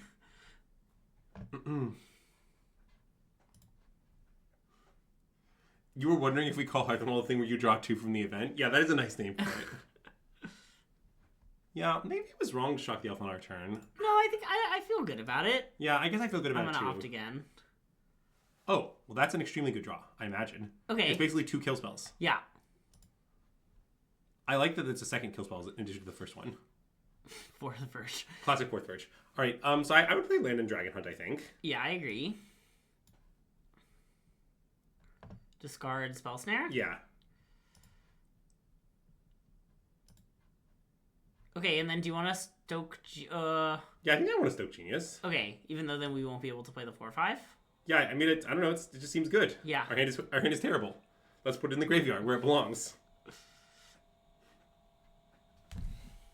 I will also just tell you that Alan's never declined a chance to stoke Genius in his entire life. Nice. So, yeah, in fact, there was a game we were testing internally. I was playing Lessons, and Alan was playing Spellementals. And Alan refused to play his 4/5 turn. He can just, like, freely play it to stoke Genius the next turn. And he stoked Genius the next turn, and I Spell Snare. And anyways, Alan won that game. Wow. Okay, and then are we gonna Glacial Dragon Hunt? Oh, we sure are. I mean, this is what's broken about the card, right? Is Yeah. that, like, in the matchup where you get to flash it back, it's so strong. And I think just this card spells... I guess we see what we draw. Yeah. But yeah, Spell Snare, I think. Yeah, okay. And just kill an elf? Yeah. Like this elf. And then we can think about whether to keep the Spire Elf in our hand or not, because of winrate stories. I guess I would probably play it, but it's not 100% obvious. Okay, I think playing it makes a lot of sense. Who on the team discovered the Spellemental sauce? Yeah, glad you asked. So Jacob Nagger was playing the ladder with a random stock deck, and he got crushed by Hannah's friend Jeff, who was testing the deck for the RC, and he was like, this deck looks nice. Okay, I mean, I guess I'm gonna Spider Sense this. Yeah. I agree that we have outs to restoke. So what happened is, yeah, and he was like, this deck looks really good. And Jacob, like, posted on our Discord, is like, we should look at this. But that's literally how we got it. Like, Jacob jamming the arena ladder. How much does the black-green board matchup change? I mean, I don't really know what our opponent's deck is or what's in their deck list, but, like, main deck Strategic Betrayal is certainly very good against our deck. For, like, many reasons. Yeah, this is an interesting spot. So we could play Crab and Stoke is one option. We also could just, like, take it slow and pass. And, like, Upkeep Crab? We also could just play the Hearth Elemental and not get greedy, which is maybe just best, honestly. And then Upkeep Crab? I think that's what I would do, yeah. Okay, I kind of like that, I think. Yeah.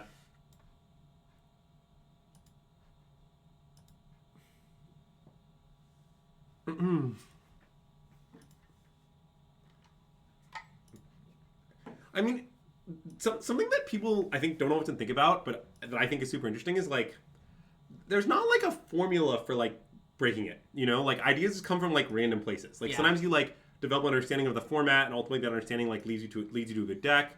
Like, sometimes, like, you randomly see an idea somewhere, and you refine it into, like, a, you know, Toon Killing Machine. Like, there's, like, a lot of different ways people stumble on good decks, but a lot of them are just, like, pretty random.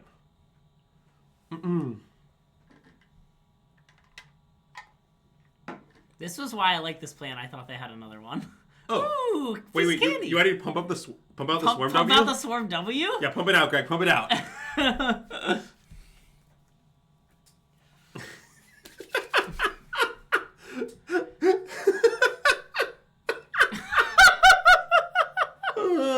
The mighty bird feasts on the feeble cub. Okay, so I mean, I definitely don't fully know the implications of the nice Strategic Betrayal, but I can tell you how we generally board in these matchups. Okay, how do you generally board in these matchups? So the third Dragon Hunt is in sideboard, like, exclusively for this matchup. That comes in. The Clasms are there exclusively for this. They come in.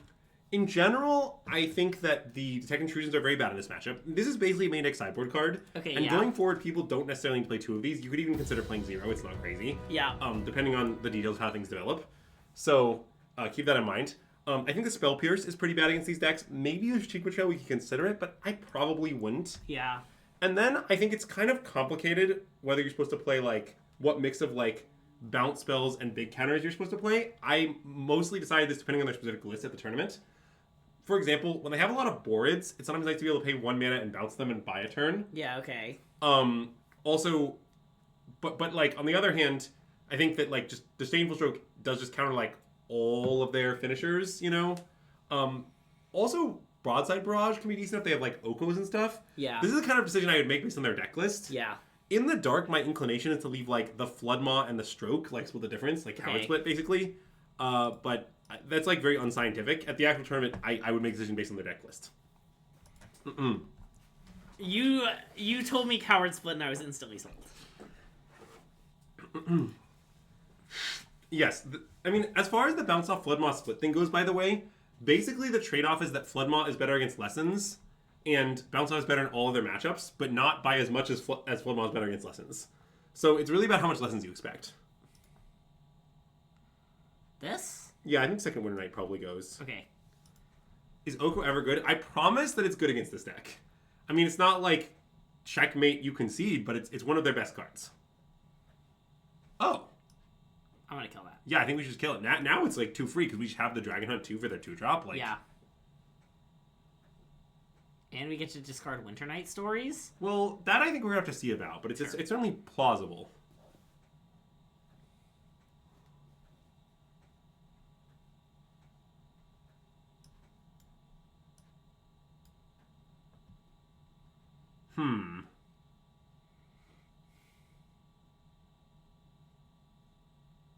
I guess we could discard Stories. I guess discarding Stories here seems pretty reasonable. I guess I think we should. Yeah, okay. Although maybe the Betrayal's a little scary. Yeah, I mean, the only option is discard second Crab, but... Yeah. I don't really want to do that. I mean, and also they're really just going to Slam Betrayal on literal nothing. I mean, they could, but, like... I don't know. Really I feel like we'll beat that.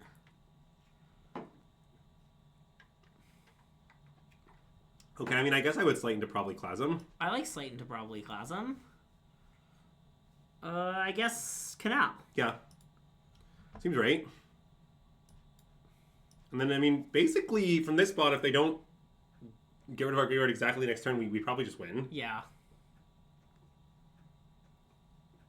Possibly, I guess, if we had the Winter Story still in hand, we'd be more resilient to, like, various graveyard hate things they could do. So, I don't know. Maybe we screwed up, but... How's the control matchup? Bad. Yeah, it's the worst matchup. It's the worst matchup. Uh-oh. Uh-oh. They had generic graveyard thing. Okay, this is bad. Okay, we're geniuses.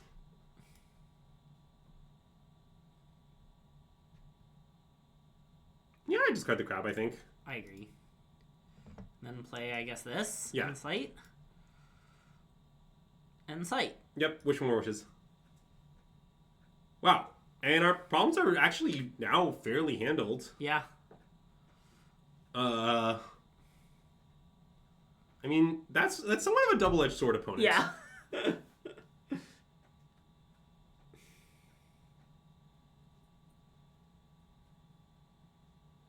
Yeah, definitely. Oh, is that Keen-Eyed? Keen-Eyed is definitely good here. I mean, we could just slam Crab, slam Winter Knight Stories. Yeah. I guess we can slate for free. Yeah, we definitely start by slating in all one. Okay, yeah.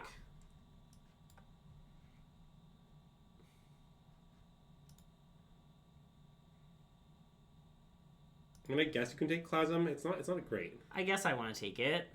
Yeah. But I don't know. Slam Crab, slam Stories seems pretty good to me. No, I think that's right. That's probably what I would do. Is the P2A art for Slight available on Arena? Yeah, that's a good question. I'll tell Greg to fix the Slight arts after this game. I think no, but hard to say for sure. Okay, well, it seems like we're going to end up discarding Hearth Elemental no matter what we do here, so yeah. I'll just discard it. Yep. Notably, the 7/7 is going to be a problem, but we'll get to that. We might be able to beat it, certainly. It's just it is going to be a problem. Oh god. Okay.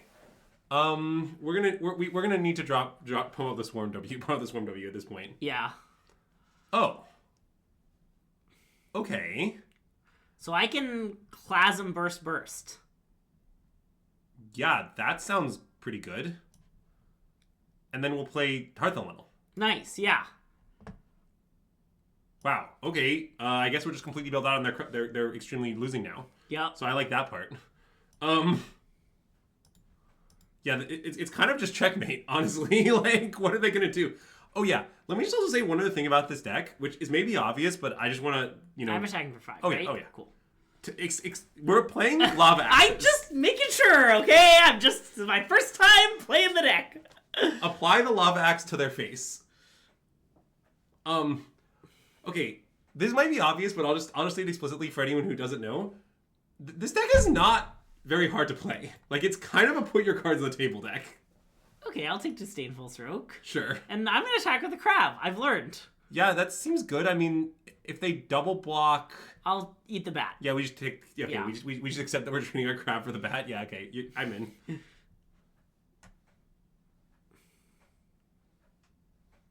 Oh, yeah. Wow. Common Disdainful Stroke W, TBH. Yeah. And then they can attack to 9, but... Oh, they're dead. You love to see that.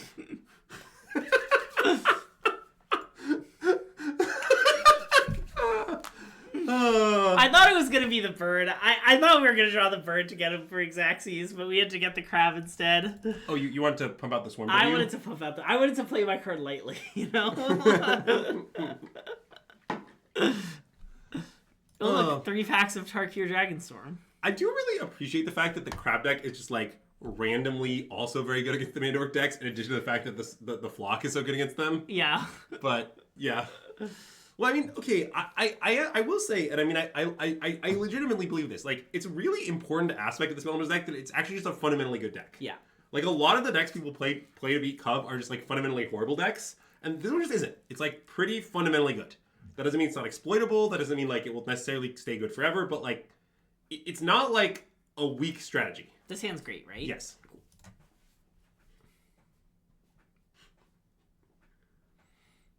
And I'm just gonna play an island. Yeah.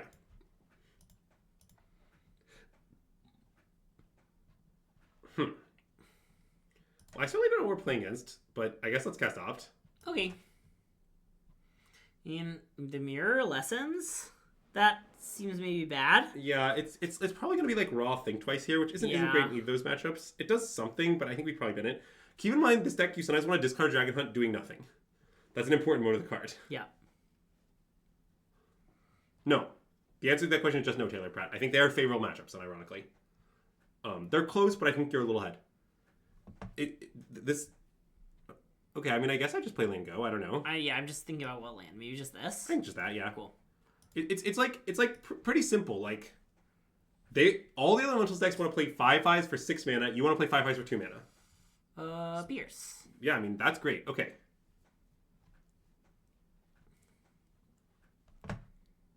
Untap Steam Vents go? Yeah. What I'll say with the Lessons matchup is I think it's definitely bad. Not awful, but you're unfavored. And I think you're most unfavored in game 1. Like, game 1 is definitely the toughest.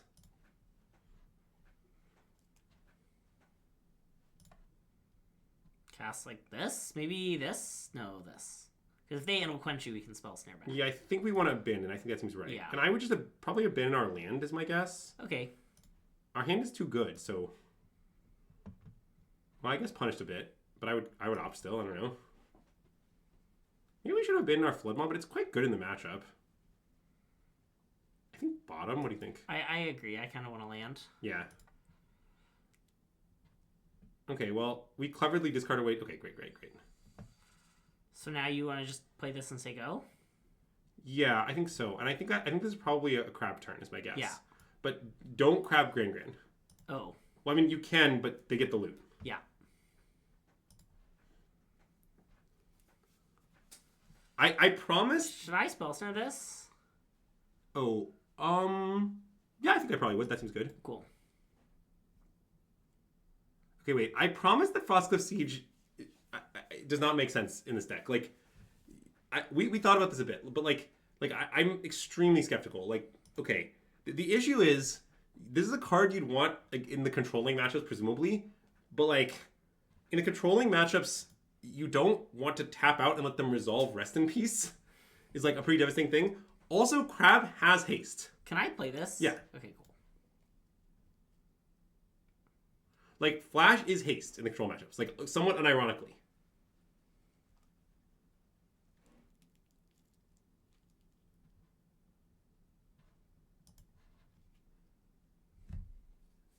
Combustion, looks like. Yeah, maybe because of Combustion, I was supposed to just let that... Maybe we're supposed to wait till our turn to cast our Crab? That... Why would that matter? So that we can play Flanger Block. Oh, I see. Yeah. I guess it... Does its ability trigger if you target nothing? Oh, it does. It does still trigger. Yeah, you're right. So that doesn't work. Okay, good point. Wow, punished. Okay, let's cast this. Yeah. If they have Quench, we do have Pierce. Okay, that's nice. Seems like we're discarding 2 Spirewolf Canals. Yeah. But I don't know if I want to play the Hearthstone yet. In fact, I think I definitely don't. Yeah, I just want to do this and say go. This thing is better for like a lot of reasons. Like we can play it, we can immediately use it in like 5 different ways. And leave spells there, but they have to play talent this turn. Yeah. That said, I think the games where Gringor just like sits on the table is a pretty unpromising sign for you. Yeah. So I don't love our system because like one of the advantages you have in the matchup, right, is they have a lot of blank cards. Yeah. And all those blank cards are going straight to the bin. Okay, well, I mean, what you're gonna do?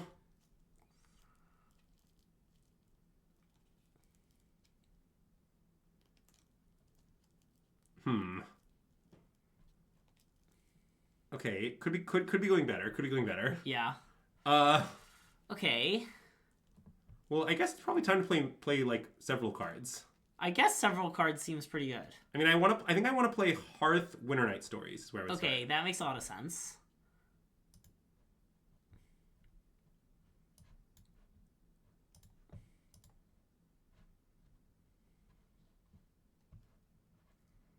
I do not want to discard a creature card. Yeah, I think no. Have we played a land this turn? We have not. So we definitely learned multiverse passages. That seems clear, right? Yeah, I agree. Yeah, I mean, if this game reaches a like it. I mean, I might want to discard Floodmaw. It doesn't seem that good. Yeah, I mean, it's not that good. We can discard Floodmaw. And then I guess I want to play Flock. Definitely play Riverpire Flock, yeah. I mean, probably just put all your cards on the table would be my guess. You want to play the 4/5 also? Yeah. Okay. Because if we still change, we're just getting the advantages anyway. So I guess that's just true. like not that much improvement. Yeah. And I do think this is a somewhat effective strategy lesson sometimes, which is like you're trying to kind of put all this stuff into play at once so that you kind of overwhelm their mana. Yeah. Admittedly, this is less effective with a fully loaded Grand. Yeah. But I don't know. They're not made of combustion techniques. Okay. Well, I guess let's abandon our attachments and hope to find anything that does anything. Nice. Those are things that do things. This first, I guess? Seems free. Look, an island. Look, a Sunderflock. Yeah. I mean, I think we're going to win this game. It's definitely not decided. I think I want to not play this island. That makes sense. Like, if our opponent had Artist Talent, presumably they would have played it last turn. If they don't have Artist Talent, then I think we're going to kill them. Although, Ancestral is... Yes! Winning game 1 against Lessons is huge. It is huge. That feels nice. Because we improve a lot post-board. So, we're going to want the Annuls. We're going to want the Bellion, the Parched. We're going to want the Negate. The Abrade. We're going to want the Ral. And we're going to want the Soul Guide Lanterns. Okay. So I think what we decided is we definitely cut the bounce off, and then definitely cut the spider senses.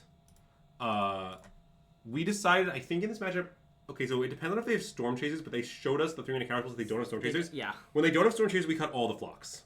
The flocks. When they have storm chasers, we leave 2 flocks. Okay. We got Delta Slim in there already, right? Yeah. Okay, good. Do you cut these? This was contentious. Or some of these? I think we ultimately decided is you always leave the burst lightnings. You might want 1 to 2 Dragon Hunt on top of that. Okay, yeah. So I guess let's try 1. Do you want to cut Floodmaw? I think maybe yes. Although I definitely wasn't sure of this when we were testing, and I'm still not sure of it. Okay, so you want to do this? Yeah, I sort of think it's a game 1 card, even though I think it's better in the matchup. Okay, yeah. It's just that like game 1 is much more about racing typically than post board, and it's really more of a racing card. Yeah. But I don't know, like it wouldn't be insane to leave Floodmaw. It is almost a Lightning Axe. Or Lava Axe, yeah. This hand, it has some problems.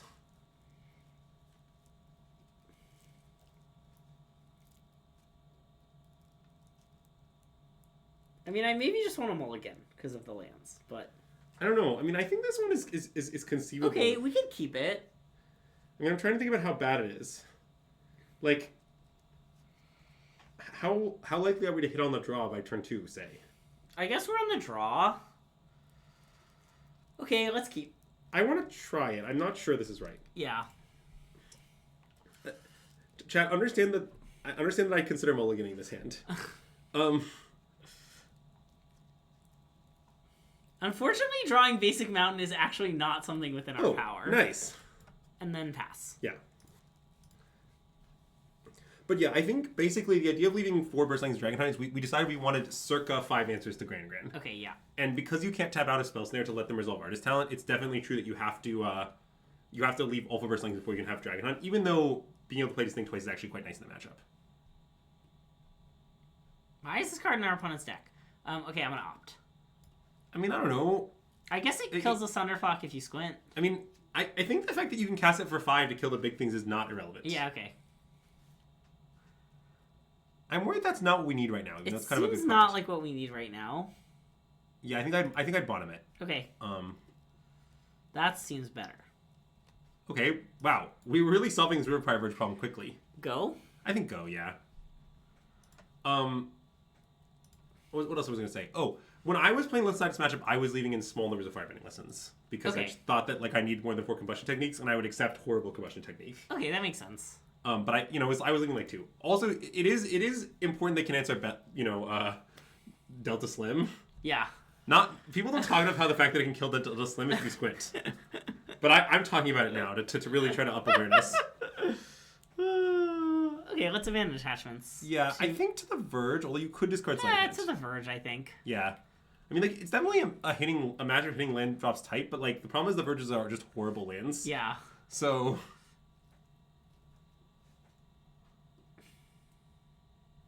Okay, everybody's abandoning their attachments. Well, it is definitely better than Iroh's, yes. I guess, Elvin, what I would say to that is, it's not totally clear to me that you can't cut to the tune of 4 lessons. That's not very many lessons that we're talking about cutting. Yeah. And, I imagine that if they have basics, they stayed in. Although I guess maybe they're playing a list that has no basic or Storm Chasers.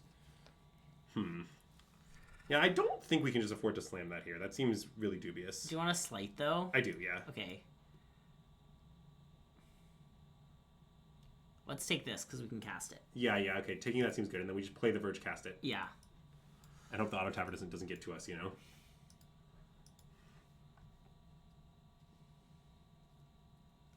Yeah, that's a good question, Nick, though. I don't totally know the answer. I think that it will definitely be harmed more than average, but it was also totally broken before, so it has some room to fall. I'm honestly, I guess... I'm just going to let this happen, I think. Yeah, I guess... Well, okay, let's think it through. So let's say we counter this, right? Yeah. Then they untap and slam... I don't know, I might want to counter it. Okay, let's counter it. I'm somewhat convinced, actually. Yeah, I think it's fine. Especially because we might not be able to counter... I guess we have a null to counter Artist Talent, but... Yeah, we do, but I still think it's fine-ish to counter this. Yeah. I just don't want the Granger to sit in play. It's so bad for us.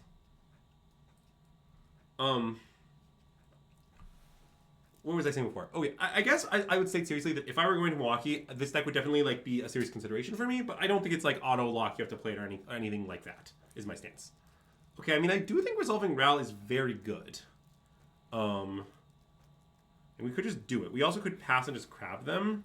Passing and crabbing them seems pretty good to me. I don't know. Well, just their deck has almost no way to get resolve Ral off the table. Yeah. And we're pretty good at ulting it. I mean, yeah, would you want a plus? That's what I was thinking. I'm kind of open to it. I think I might just play Ral plus. Do they have Boomerang Basics still in their deck usually? Well, if they don't have Storm Chasers, they might have any... They discarded some in game 1. But it might just be 2 in 75. Maybe okay, very few. Okay, let's do it. I think I would slam it, but I see the dangers of this plan. Yeah. I guess I also think they don't have the talent. If you were our opponent, you would talent and monument. Is whether we do their slam monument with no discard outlet, when you slam the talent. Well, sorry, but Boomerang Basics. No, I know, but I'm saying Oh yes. As far as holding up a null, I'm saying it's not that important. Right. Oh yeah, sorry. Are we discussing Ral? Because you just know in the testing house this card was mostly referred to internally as the Crackler. So that's important lore. Okay. So we're very close to ulting already. Yes. By the way, I understand. I think our plan is to tap the Riddler. Yes, on their turn. On their turn, yeah, not now. Okay, so should we start with... Should I cast an opt? I think so, yeah. Okay.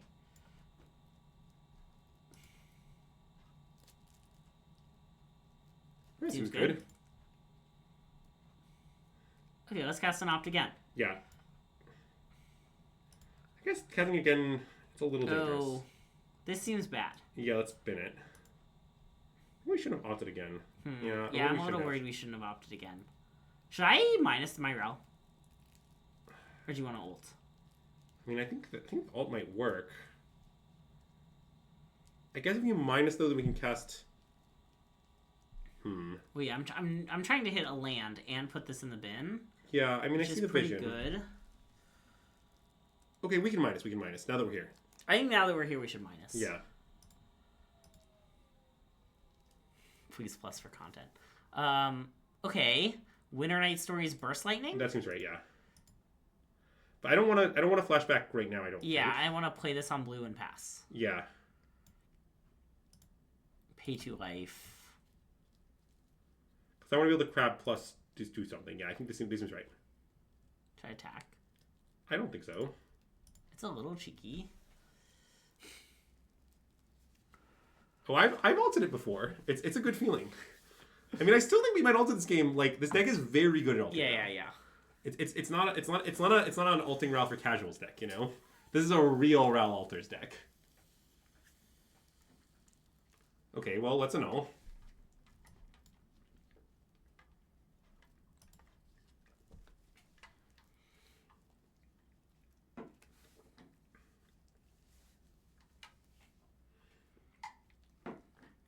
You think discards? No, that's plausible. So I'm going to do this right now. Yeah. Cool. It seems like they're going to counter it somehow, but... Well, okay. I mean, if that happens, it happens. Our Ral still survives, right? It's not the end of the world. Yep.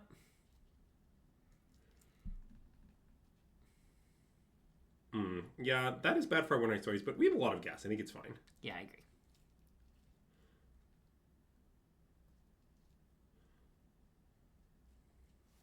I think we still might win this game, although the Riddler triggering is obviously not great. Yeah. Sleight of hand? Yeah.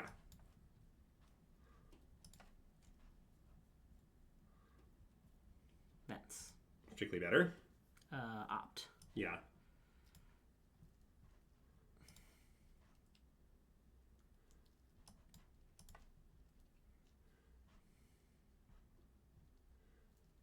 Okay, so we could shock, play Bellion, and Stoke Genius. Okay. And just then discarding negate. Maybe discarding negate is bad. Well, yeah, I wasn't sure about how you felt about discard. But it's just if we don't do that, our Ral's going to die. Yes. Okay, let's do it. I don't want that to happen. I want Ral to live.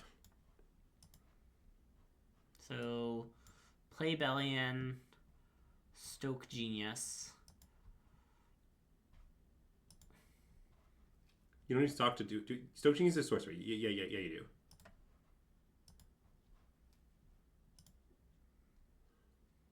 Maybe after drawing nothing there, I should have just minused my Ral. That's plausible.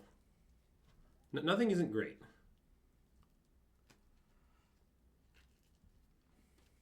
Uh-oh. Yeah, I mean, this could be better. I mean, I'm definitely concerned about the direction it's taking. We're not dead, but I don't love it.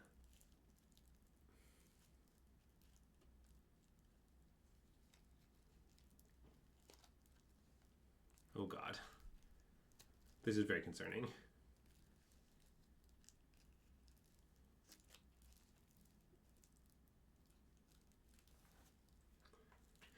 I guess one thing is that if they get forced to attack Ral, that has some real advantages. Although, God, I guess the Riddler is really doing God's work here. Yeah, I think we're going to lose this game, Greg. It looks like it. Maybe we'll just draw, like, a Mega Banger. Any Winter Night Stories?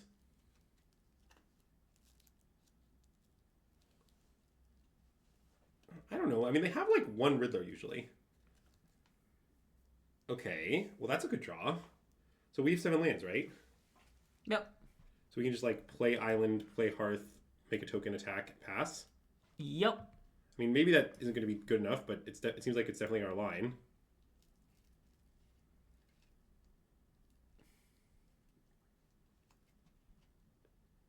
We've been winning too much for post-event stream? Yeah, that's a good point. Hopefully this match will bring us down to earth.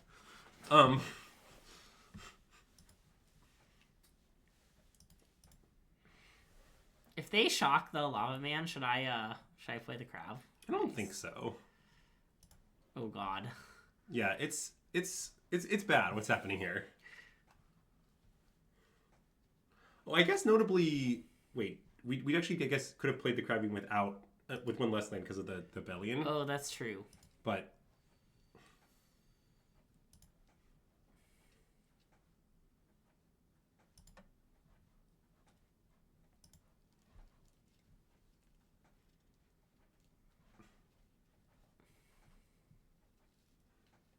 I might respond. I think responding to this makes a lot of sense. Yeah. Maybe we should have even upkeeped it, but whatever. Yeah, I mean... Wow, I like that resolved. I do too. Another nice aspect is, like, it's pretty easy for our rel to -3 on our next turn. Like, I understand it's not there yet. But... Yeah. Okay. So wait, we're taking... we're not extremely alive. I agree with we're not extremely alive. I've seen more alive individuals. Me?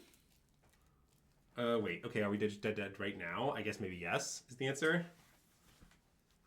Because let's see, we take... This is a lot of damage.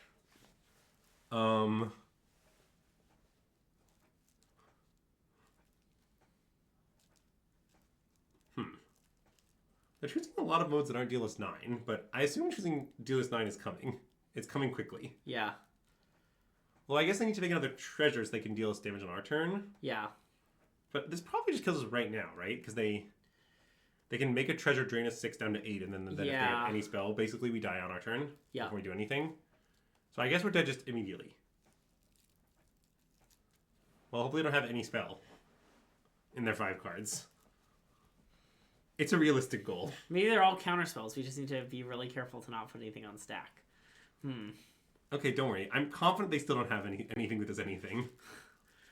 Experts agree.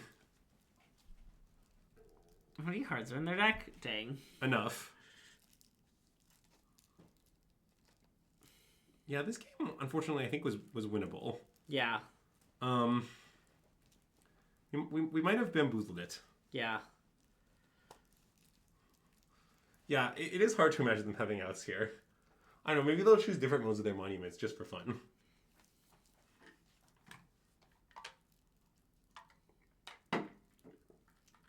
Are they going to cleanup step? Yeah. A real classic sign of strength, your opponent going to cleanup step. There's going to be another cleanup step, by the way. I just wanted to make that clear. Well, I think that one turn where we end up minusing our route when we should have plussed it and gone for alt might have been extremely costly. Yeah. Is my feeling. Because like I think we might have gotten to alt Ral if we had not had to minus it because of how the turn played out with the casting that slight or it was maybe an op main phase. But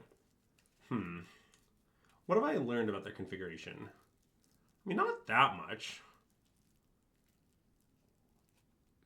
I think I mostly still would like running it back. I don't think any of our sideboard cards look particularly good.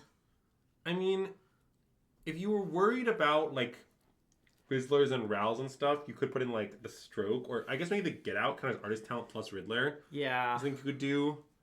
You could put in the Broadside Barrage. It kind of kills Ral. It kind of kills Riddler.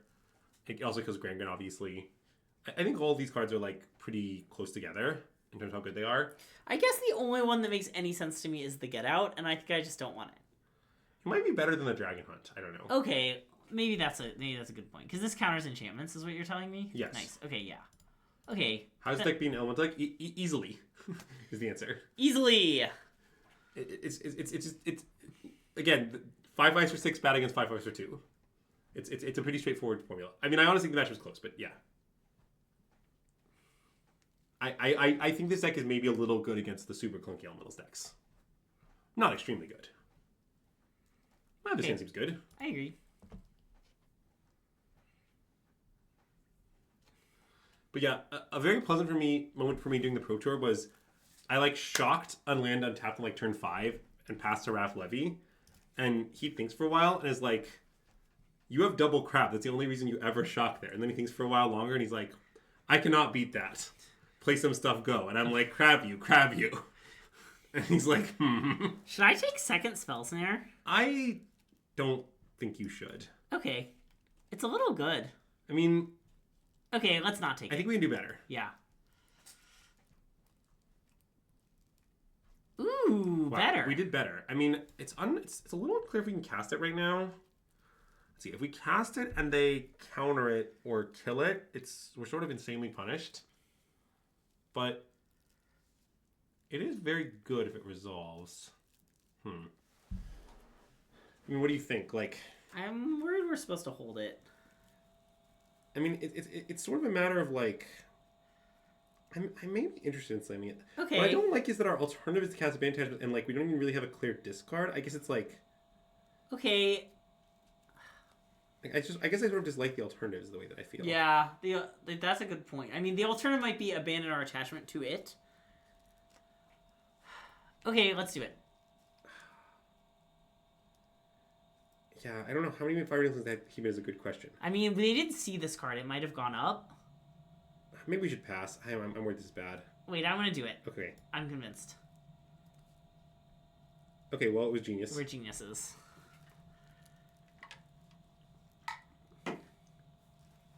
Wow, great play. Which should I use this? Definitely the snare. Definitely the snare. Okay, what if we play main phase of man attachment, discard multiverse passage? Okay. I'd like my point of damage, please. You can pry it from my cold dead hands. Admittedly, drawing the second one is not ideal, but you know.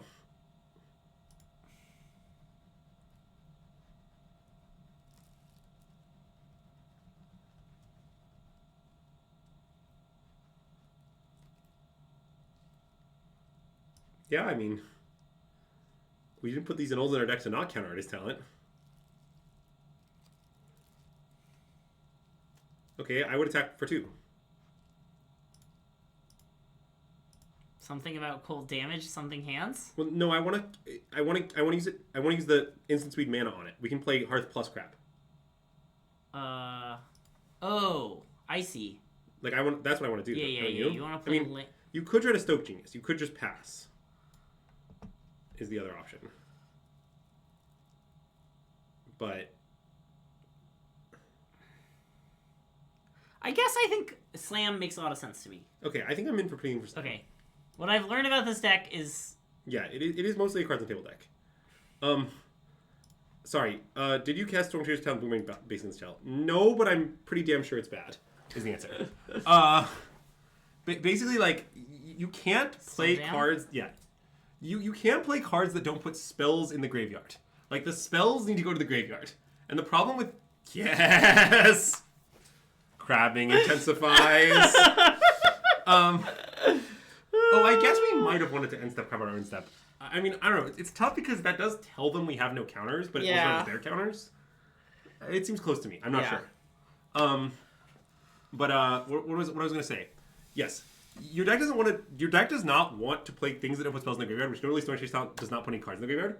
Also, there's a bonus problem, which is that otters are not elementals. So, like, it all goes away when you cast the flock. Also, it turns on all these removal spells I was trying to blank, like these burst lightning. That's the part about it that sounds the worst, is that suddenly all these cards that are good again. Yes. Also, even like the disenchants people are playing for lessons in their main deck, like, will randomly hit your talent. And I'm not saying you losing the champion is a huge deal, but it's going to die a lot. Yeah. Basically, there are a lot of problems. I think it's a really poor fit today. So I played no games with it, but I just couldn't believe in it less. Yeah. Well, I like how our quest was cast 40 creature spells, which is usually a pretty trivial one to hit, but not for this deck. You don't cast many creature spells. Yeah. I think maybe... Do you want to end it there? Or do you want to play one more? How many do we play? 3? Just 2. We can play a third. Okay. I think one more for the road. It's important that we lose some on our our post PT stream. Yeah. Wow, Major Jason's even here? How do you Mayor Jason? How do you approach the mirror? Well, game 1 is pretty stupid. You can try to draw a lot of crabs and put all your cards on the table. Post board, I think it's pretty interesting. It's kind of like a classic blue mirror. There's a lot of like countering back and forth, fighting over things. SGL matters a lot. Boy, I don't like 4 land 3 spell hands, and I probably will mulligan this one. Nice. Obviously, having slide is the best possible thing. Oh, God. I might keep this one on 6 with the Winter Knight. Yeah, this one seems like a keep for me, but... I mean, it's bad. Yeah. Okay, people keep saying this elementals thing. It just isn't true. Like, I understand that 2-mana 5/5 flying that doesn't bounce anything will not bounce these elementals, but I promise it's fine anyway. Like, that just... And I'm gonna not... Yeah, I think you should pass. Yeah. They play a 2-drop, like, such a high percentage of the time here. It's such a large Yeah. portion of their range. Oh, yeah.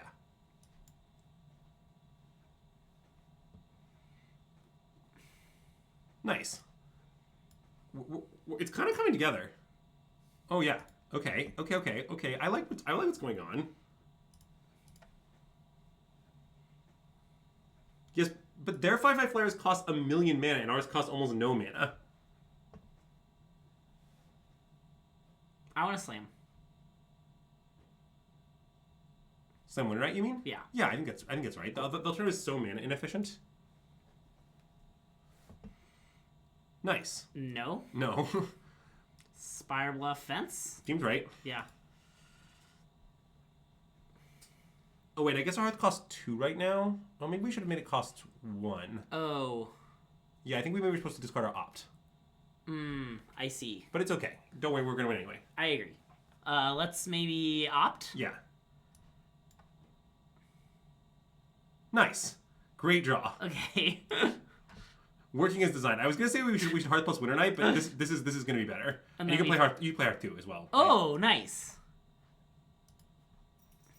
And stop on their upkeep, yeah. This just, like, obliterates them, to be honest.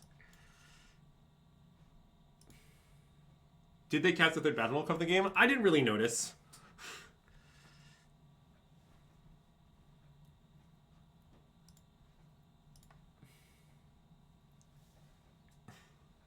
Oh no! They have Spider Sense the crab. What will we do to recover from this? I mean, maybe they could do something very impressive this turn, but... Oh, no. Are they going to give Badgerable Cup? Yes. Copy the cup. Yes. Nothing could go wrong with this. Don't you worry. I'm sure it'll be fine. Is there a perfect victory achievement? All right, Greg. No. Don't play land. We might want to discard it. Okay, yeah. We're gonna flashback our story. Yeah, right? Yeah. Pump out the Swarm W.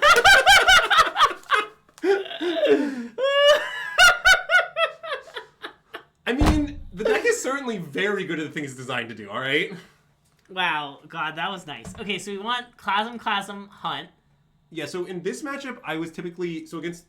Again, this is a blue not the black deck, yeah. So I think I would... I mean, I guess I would board the way we boarded before, basically. Yeah. Which is I would board in this, and cut this and the bounce spells. Although, again, Spaldy's list would actually make this decision for me. I know I keep saying that, but it's just because... Yeah. It is how I sideboard the matchup. Wait, I need another card in somehow. What did I do wrong here? Is Get Out a thing you play, or just no? I don't like that it doesn't counter rhythm. I don't think I was putting that in. Yeah. Braid? I think I was doing this against blue green. Okay. Still, but you can the stuff's all close between this and yeah. and various things. I mean, mostly because I'm worried about board and Oko, but I don't know. Okay, yeah. You don't think they got the memo at the Swarm W? Yeah. By the way, if you're playing against this deck and you think you're in a situation where you might be able to recover from Flock, which does happen, although it's pretty rare. Yeah. It usually involves multiple Badger Clubs. What you should... Why are there so many double Riverfire Verge hands? Yeah, God. I think this one needs to go. It's probably not legal in the Cub matchup, is my guess. Yeah. Okay, fine. Let's mulligan. What I was gonna say is, okay, Sneep. Yeah, tuck a land? Definitely a land. Definitely... Verge, yeah. Oh, you can choose to earthbend a land you've already earthbent, is what you should know, chat. I know this sounds deranged, but, like, you can do it. It's like, it's allowed. Like, no one, the authorities won't be called on you. Okay. Well, this doesn't scare me. Ah! I will say that I think that, like, the direction the Verges go have had a surprising... Bottom. Get out of here. Third Winter Night Stories? You sure? You sure, Andrew? Yeah. I ran the numbers, Greg. Oh. Huh. I guess maybe that's worse than Slight plus off, although it does let us bin a Winter Night Stories. Yeah. I think I want to shock pass. Okay. That seems good to me, right? Yeah. I don't know.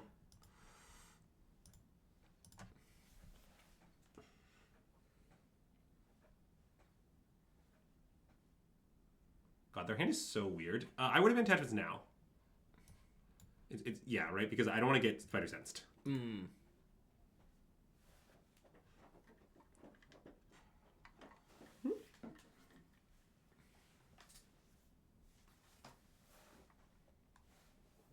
Okay, I mean, this is certainly a bit concerning. But it'll probably be okay. Probably. Probably. All right, I mean, I guess I think we should land, kill one of the cubs. I agree. Flying cub? That seems better, yeah. I guess a little worse when bounced, but it still seems better well. And then probably just slate and play Hearth. Okay. Wait, we can play Hearth. Oh, no, we can't play Hearth one night. We have to slate. Yeah, okay, I'd slate play Hearth. Yeah. I mean, we want to land lets us do... No, we played a land this turn, but maybe I still want land? I mean, actually, the crab is definitely pretty good. I mean, this is tough. They're both pretty good. I think we'll finally when we flashback Winter Night next turn if we want to. Okay, let's take the crab. Yeah. You want to slate first for Clasm reasons? I mean, I guess you could do that. Yeah, that seems reasonable, but I guess it's strictly better, so I guess I agree. Yeah. But I don't think it's incredibly important. I guess if we had slated first... Oh, no, we still wouldn't be able to crab because we need to... No, that's not work. Yeah. Okay. Yeah, never mind. I mean, we definitely, could... die horribly this turn, but it's not extremely likely. Yeah. Their hand would have to be quite good for that to be the case, but, I mean, it's definitely, in the realm of their range. I mean, in general, I think when you lose this matchup, this is kind of what it looks like. You don't have the flock, and their draw is, really fast. Yeah. I mean, they did take turn 2 off, which is nice. Them not having land drop is huge. Indeed. Definitely. For 1? Oh, they're finding the Mockingbird copy land? Sure, that makes sense.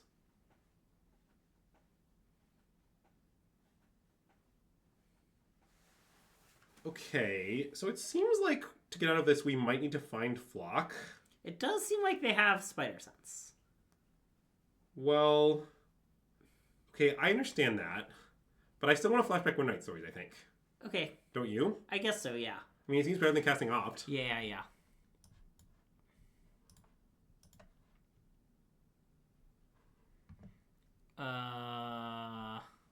Decline?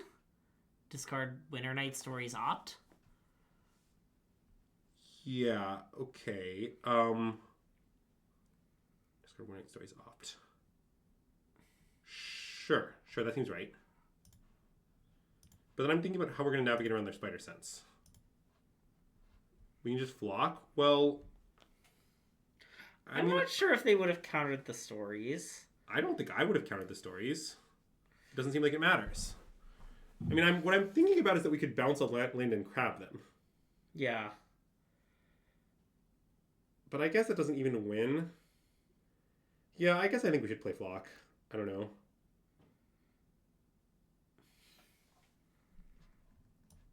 What do you think? So if we bounce a land, then they have 1, 2, 3, 4, 5, 6, 7, 8 mana. If we crab them, they have to spend some mana spiders. Okay, wait, let's bounce a land. I want to bounce a land and crab them.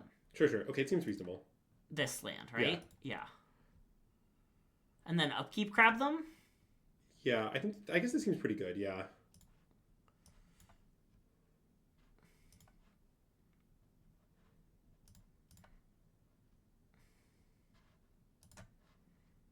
Okay, well, perhaps this means they didn't have it, but I don't know. I think they don't have it at this point. Yeah. Yes. I mean, I think they definitely would have countered the crap. Maybe they wouldn't have, but I don't know.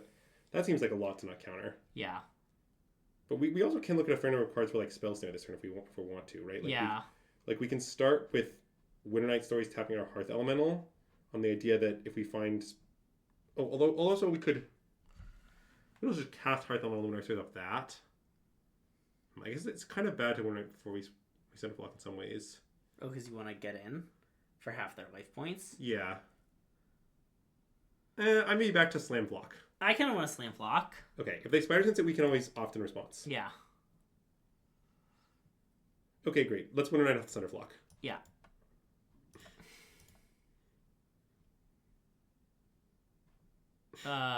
Decline. Yeah, discard maybe Abandoned Attachments, Sleight of Hand? Sure, those seem like fine cards to discard.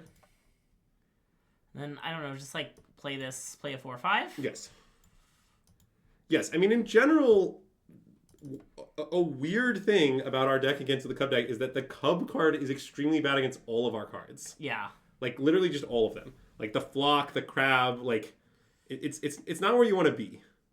And I mean, definitely double Cub is, like, how you recover from this happening, but they do not have enough to recover here. Like, they're just dead. We have too much stuff. I'm going to cast Opt. Yeah.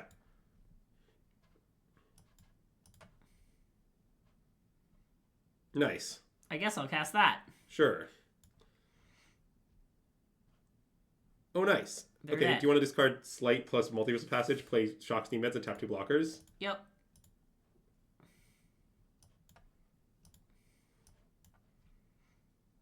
Oh, we just burst lightning their face? Yeah, I guess we could have done that. This was definitely more fun, though. Wow. Isn't burst lightning in a creature just as good? Yeah, it is. That also works. They're dead to anything. Yeah. Should you be like boarding out your Cubs? No, I do not think you should be doing that. I mean, honestly, Josh Coe, my take is like, you're not gonna beat this deck without perverting your deck substantially. Like, you need to change your deck list. Like, our deck is very good at doing the thing that it does, and the thing that it does is beat up Cub decks. Yeah. Like, it was designed with one purpose.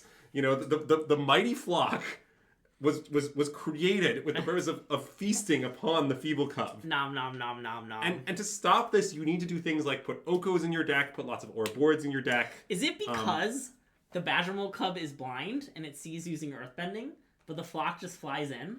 Wow, the that's Badgermole nice. Cub is hopeless? See, this is why you need to be on the team to provide Avatar: The Last Airbending lore. Yeah, that's fair. Josh Coe, I mean, okay, I guess what I would say is, well, first of all, I'm just not sure you should play Cub and Milwaukee. But if you insist on playing Cub and Milwaukee, what I would tell you is you should put Okos in your main and put lots of Aura boards in your main. Yeah. Like, that's what I would say. Like 4 Aura board, like 2 Oko, 3 Spider Sense. Like, that's like the kind of thing you want to do to your main deck to win the matchup. But like, it's very costly. Yeah. Like, it doesn't, you know, like, there's a reason why Tristan's deck has no Okos and a few boards, right? Like, yeah. I think the kind of changes you need to beat this deck are the opposite of the changes you need to make to win the mirror. But that's like the configuration that scare me. Because like for example, if your opponent has board and they just like Spider Sense your Flock, like that does just like kill you a lot. Yeah. Like, sure, sometimes you'll have a spell snare back or whatever, but like oftentimes that forces you to go for it before you have enough mana to leave the spell snare up or whatever. Like, that's the kind of draws that are scary. Yeah. Also, Jeskai is our worst matchup. Yep, so, it's bad. Bad. It's I mean, what I will say is Dan did defeat Jeskai for his win into Requal. Oh, that's nice. But I think the matchup is definitely bad. I mean, I think it's the worst matchup, certainly. I mean, I can tell you, I played some long sets of the matchup, and yeah, I mean, I don't know, it's like 30%. Yeah. But, But anyway, I do think we should end it there. That was too nice. No, that was a great ending. Yeah. Yeah, so this is the Spellementals deck that I played the Pro Tour. Consider playing for the Milwaukee. I might post some sort... In fact, might use 2 weeks. Likely by the end of this week, I will try to put something on our Patreon about this deck, like sideboard mapping, updated lists, maybe some thoughts. Yeah. Hopefully that helps people going to Milwaukee, but I will also just like be upfront, which is that because I am going to Toronto and I just played the PT and I was away from the week, I am not going to Milwaukee.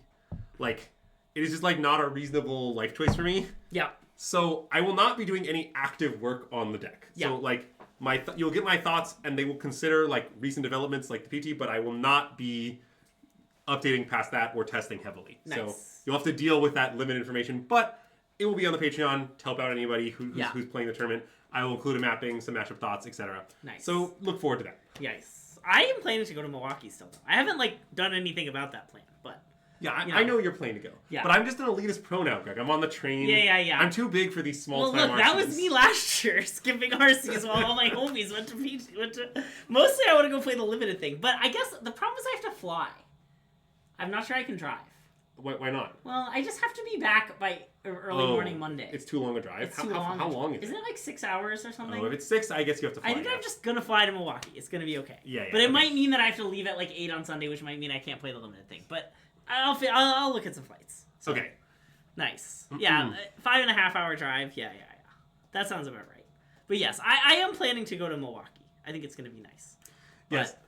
Thanks again for coming with the idea, Hannah. Appreciate it. You know, the Boulder owes you a debt of gratitude. What happens when you run into Rest in Peace? You hope you can spell snare it or you lose. So, sometimes you can like get a creature down before they can resolve it if it's not on like turn 2. Yeah. But if it resolves on 2, yeah, you basically die. Yeah. Yeah, Hannah, you should let me know if you want like a free Boulder shirt or something. Nice. I think I can reasonably offer you that if that's something that you'd enjoy. Nice. Unironically. But anyways, that's about going to do it for us. Yeah, we'll send you off to a place. A place? Yeah, Hannah, okay, DM me. We'll make it happen. No worries. Nice. Wow, Spider Sense the Rift Trigger is funny. Okay, let's raid, I don't know, one of these people. What do you think this person's playing on their speed run to mid? Oh, that's not in English. Okay. I mean, you could just go here. I don't know. Okay, sure. I'll raid Isaiah MTG Best of 1 Lorwyn Draft. Yeah, I mean, Lorwyn Draft is kind of nice. Yeah.